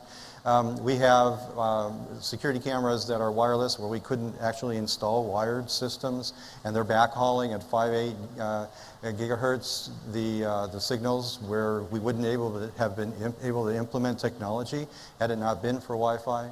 We're using it for streaming video out of police and fire vehicles, and we're using it for routing of solid waste vehicles. We are also using it for real-time parking advisory signs, wireless parking meters, pay-on-foot stations for parking payments, and a whole host of applications that make it easier to live, to work, to be mobile, and to have a sense of well-being while you're here. You're working on a pilot project going into some of the low-income areas, multi-dwelling units, where people, just for people who aren't aware, you have FiOS in a substantial part of town, but not everywhere. Is Wi-Fi playing a role in this strategy of going to some of the areas that don't have as many options? We don't distinguish between Wi-Fi and broadband. It's all the same. We just use them based upon the bandwidth needs of the particular application and or the user experience that we want the public to have. So we are implementing now broadband within multi-dwelling, low-income housing units in the city as a pilot to take our CityNet to the residents. Of course, we're always starting with the underserved areas within the city. There is a FiOS wire center. There are 3 wire centers that serve Santa Monica. One was not upgraded to support FiOS. We actually begged and pleaded very hard to get FiOS to come, and we did get FiOS here. But of course, just like all cities, it's our responsibility to make sure that all of the community is served, and we know that the private sector is really only interested in cherry picking and taking care of their shareholders. So government's role is to invite others to invest, but also where there's holes in that investment strategy, it's our job to make sure that those people have universal access, aren't left without those new services. So yes, we are implementing both broadband and Wi-Fi, and we'll continue to grow both of those, but depending upon the need and the function. Okay. Paying for all of that? Where does the revenues come from? I'm glad you brought that up. There was something that I left out, which is when we got started, our strategic telecommunications plan said a couple things. One that said that if you can, pool all of your existing telecommunications costs and your resources together, pull all those budgets together and create a master plan. And just like other cities have, Santa Monica enjoys having the savings after having implemented the INET. And from the INET that was built for us by the local cable co, we've been able to save upwards of $800,000 a year. That may not sound a lot to you big cities, but for Santa Monica, that's a lot. And we've continued with a strategy of being able to roll those savings over year after year and not have to go back to the general fund for additional monies. We are self-sustaining. So we continue to use and bankroll what we started with in terms of savings to continue our efforts to build out our broadband fiber and our wireless systems. One of the things that's really worth reiterating is they had elected officials that said, we have a lot more money in the budget, we could spend it over there, or we could keep giving it to Jory to keep reinvesting. And in this case, they went with the latter, which is why we're talking about CityNet and why we're in Santa Monica rather than a different place today.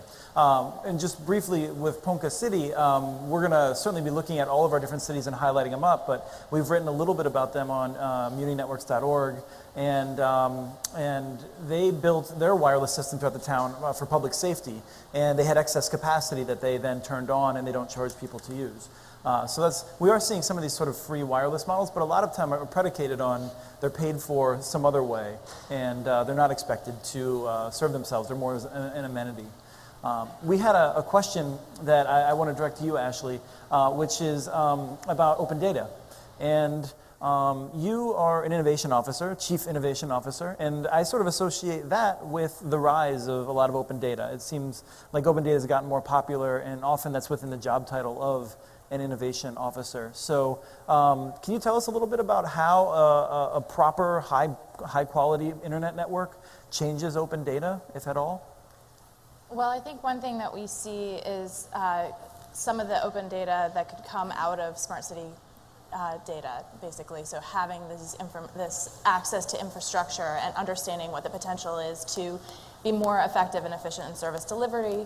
We have huge challenges when it comes to aging infrastructure, as every city does. We are a large geographic area with fairly low density considering, and so we have a massive burden to manage all of this infrastructure. So being able to assemble that data on large scales, we don't have the internal capacity for analytics that can really help us delve into solutions.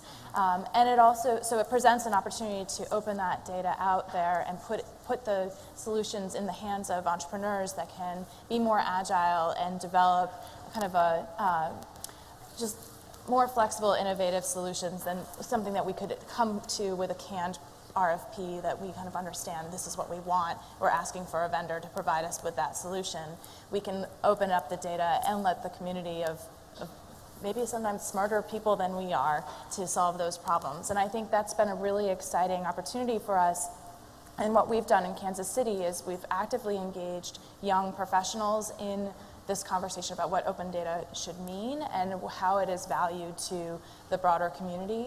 And I think by having that conversation early and regularly and at the level of the Mayor's Challenge Cabinet, we've been able to excite more people about what the potential is and create a bigger space for civic tech to come in and help us solve problems. And we actually have partnered with cities across the country to help look at solutions to come up with better ways of providing services based on that data. Okay. Yes. From an open data perspective in Raleigh, what we've done is to actually have an open data portal for citizens to consume data, and that's been up for a while. But now we're looking at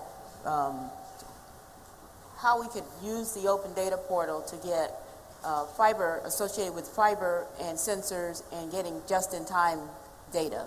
So open data is old. The data is old. It may be a month old, it may be a week old, it may be a day old, but it's not just in time. So we're looking at ways that we might be able to marry open data and sensors to begin to get just-in-time information. And the other part of open data that I would like to mention is our strategy and our challenge is to use that open data to begin to make good decisions within government. I think that is key to the benefits of having information available to you. So how do you turn that around You'll have citizens that will consume data, and you'll have a technology community that will be interested in that. But how do you make good decisions as it relates to taxpayers' dollars with open data? And that's really where we see the marrying of open data, open source, and open access. Excellent. We're gonna be wrapping it up here a little bit, and in a second, I'm gonna ask you all to very briefly describe the biggest impact that has resulted from either the network that your city's working on or your work, and what makes you the most excited for the future. One of those two options. But first, I want to, just moderator prerogative, I feel like I always try to balance out the amount of time, and I feel like, Jascha, we haven't had enough time for you. And I want to ask you to briefly answer why, we have tremendous amount of talent on the panel, but a lot of the qualities of a CIO, you could make a significant more amount of money in the private sector. You could do a lot of things. Why would you want to be a CIO? Like, what leads you to do this? Well, as somebody who recently moved from the private sector to the public sector, I have a point of view on this. I think for me my career in technology has always been at the intersection between technology and society. Where does technology actually change the way people live and work? And I'm a big believer in the ability of technology to do good. It's not inherently good, but if we use it right, if we harness it in the right ways, it's a tremendously powerful force for transformation in people's lives. And when I look at government and the way in which government works, or more often doesn't, at the federal and state level, I see the potential in cities to leverage technology at the point of interface between people and their governments. You deal with the federal government once or twice a year. You pay your taxes, a couple other things. City governments, if you live in a city, you deal with all day, every day. You drive on the streets, you send your kids to school, you rely on the public safety. And so for me, as somebody who wants to see the world get better, wants to see the world get more equitable, and who believes in the power of technology as transformation, I can't think of a better place to put my skills and my energy to use than in city government, where there is so much opportunity and so much need. That was...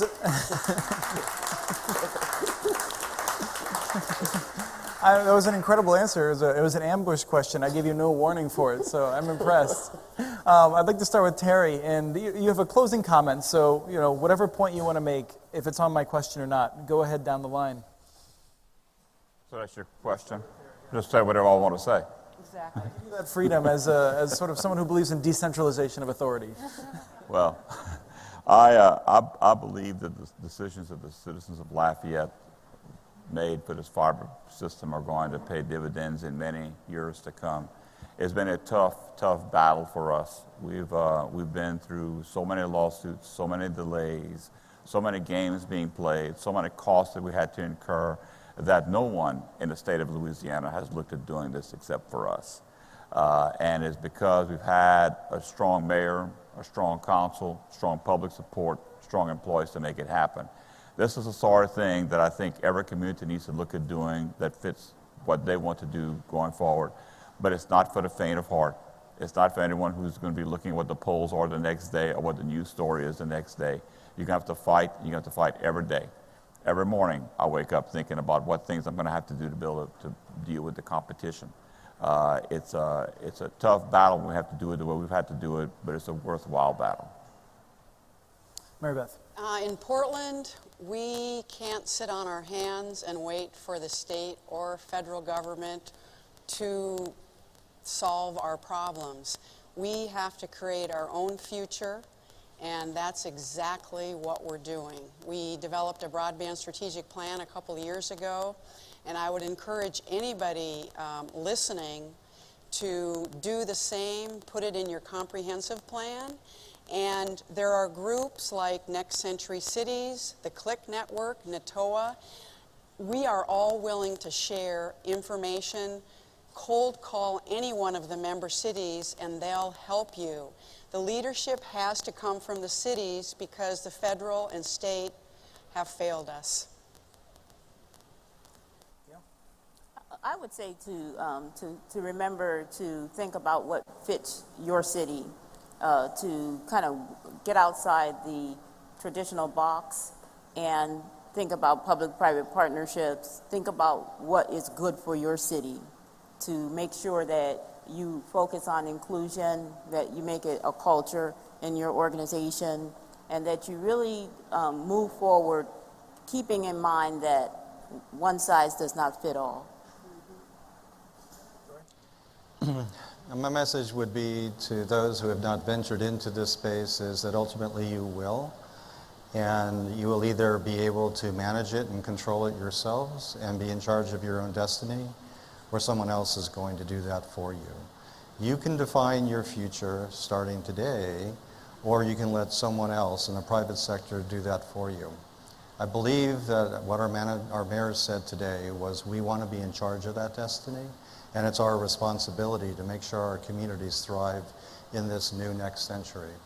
So I believe it's important for all of you who are thinking about doing this to get motivated to join Next Century Cities and to start planning a system that will provide a smart city initiative, that will create economic development and sustainability, that will bring startups, incubators, accelerators, angels, and VCs, and that will attract business, believe it or not, from the private sector. When we started in Santa Monica, there really weren't too many people investing. We've shown that there's a market niche here. We've created that market. We've created that dynamic economic environment for others in which to come and to invest in. And that's only going to do more to benefit our community. So take charge, get started. Well, I'd like to invite everybody to come to Kansas City. We have a Gigabit City Summit in January, and it's a great opportunity to continue to share best practices and ideas. And I think one thing that's unique about Kansas City is that we have a regional approach. We also have a confluence of many different conditions to try and explore and innovate. And I think we are also very welcoming with excellent food and on our way to an MLB championship. So it's definitely a place to come. And so I encourage that. But I think one of the things that I appreciate about Next Century Cities is it's a platform for that exchange, and I think it's really important for us to learn from each other. And I know that in the short time we've been here, I've gleaned a lot of great information from our city peers that are here, and I think it's important for us to do that because it is where it is, and cities are the #1 place to be, and Kansas City happens to be the best of all of them. Well, I can't compete with the best city of all of them, but you know, I would just say, you asked a little bit about what I'm excited about, and I think for me what's exciting here is the challenge that we have. If this were easy, if there was a model that we could just pick up and replicate, we wouldn't be here. This entity wouldn't need to exist. I'm excited by the opportunity that we have to figure it out, and figure it out in each of our own local circumstances. Some things are the same, some things are going to be different. We have some unique challenges in Boston, ranging from weather to labor costs, but all of these things are surmountable. And I think what I'm most excited about at this event and to be a part of Next Century Cities is just the energy, the creativity, and the engagement that people have on these issues. I'm excited to be a part of that, and I'm excited to find the ways that we can adapt everything that you're doing and everything that you're learning back home at Boston. So I'm really glad to be a part of this group. Well, thank you, and Deb's going to come up, and I think we're going to exit. Thank you. That was really fabulous. I really appreciate it. Thanks, Chris. Those are some amazing stories of really hard work that has so benefited the cities. And I want to thank everybody who's come here in person, all of our elected officials and the folks who have come from the area. I want to thank everybody who is joining us virtually. Thank you so much for being here. If you are interested in knowing more about Next Century Cities, please visit us on our website, nextcenturycities.org. If you are a city that's interested in maybe joining us, please also go to our website, nextcenturycities.org, and communicate through there to us. We'd be happy to reach out and talk to you. Thank you all very much for being here.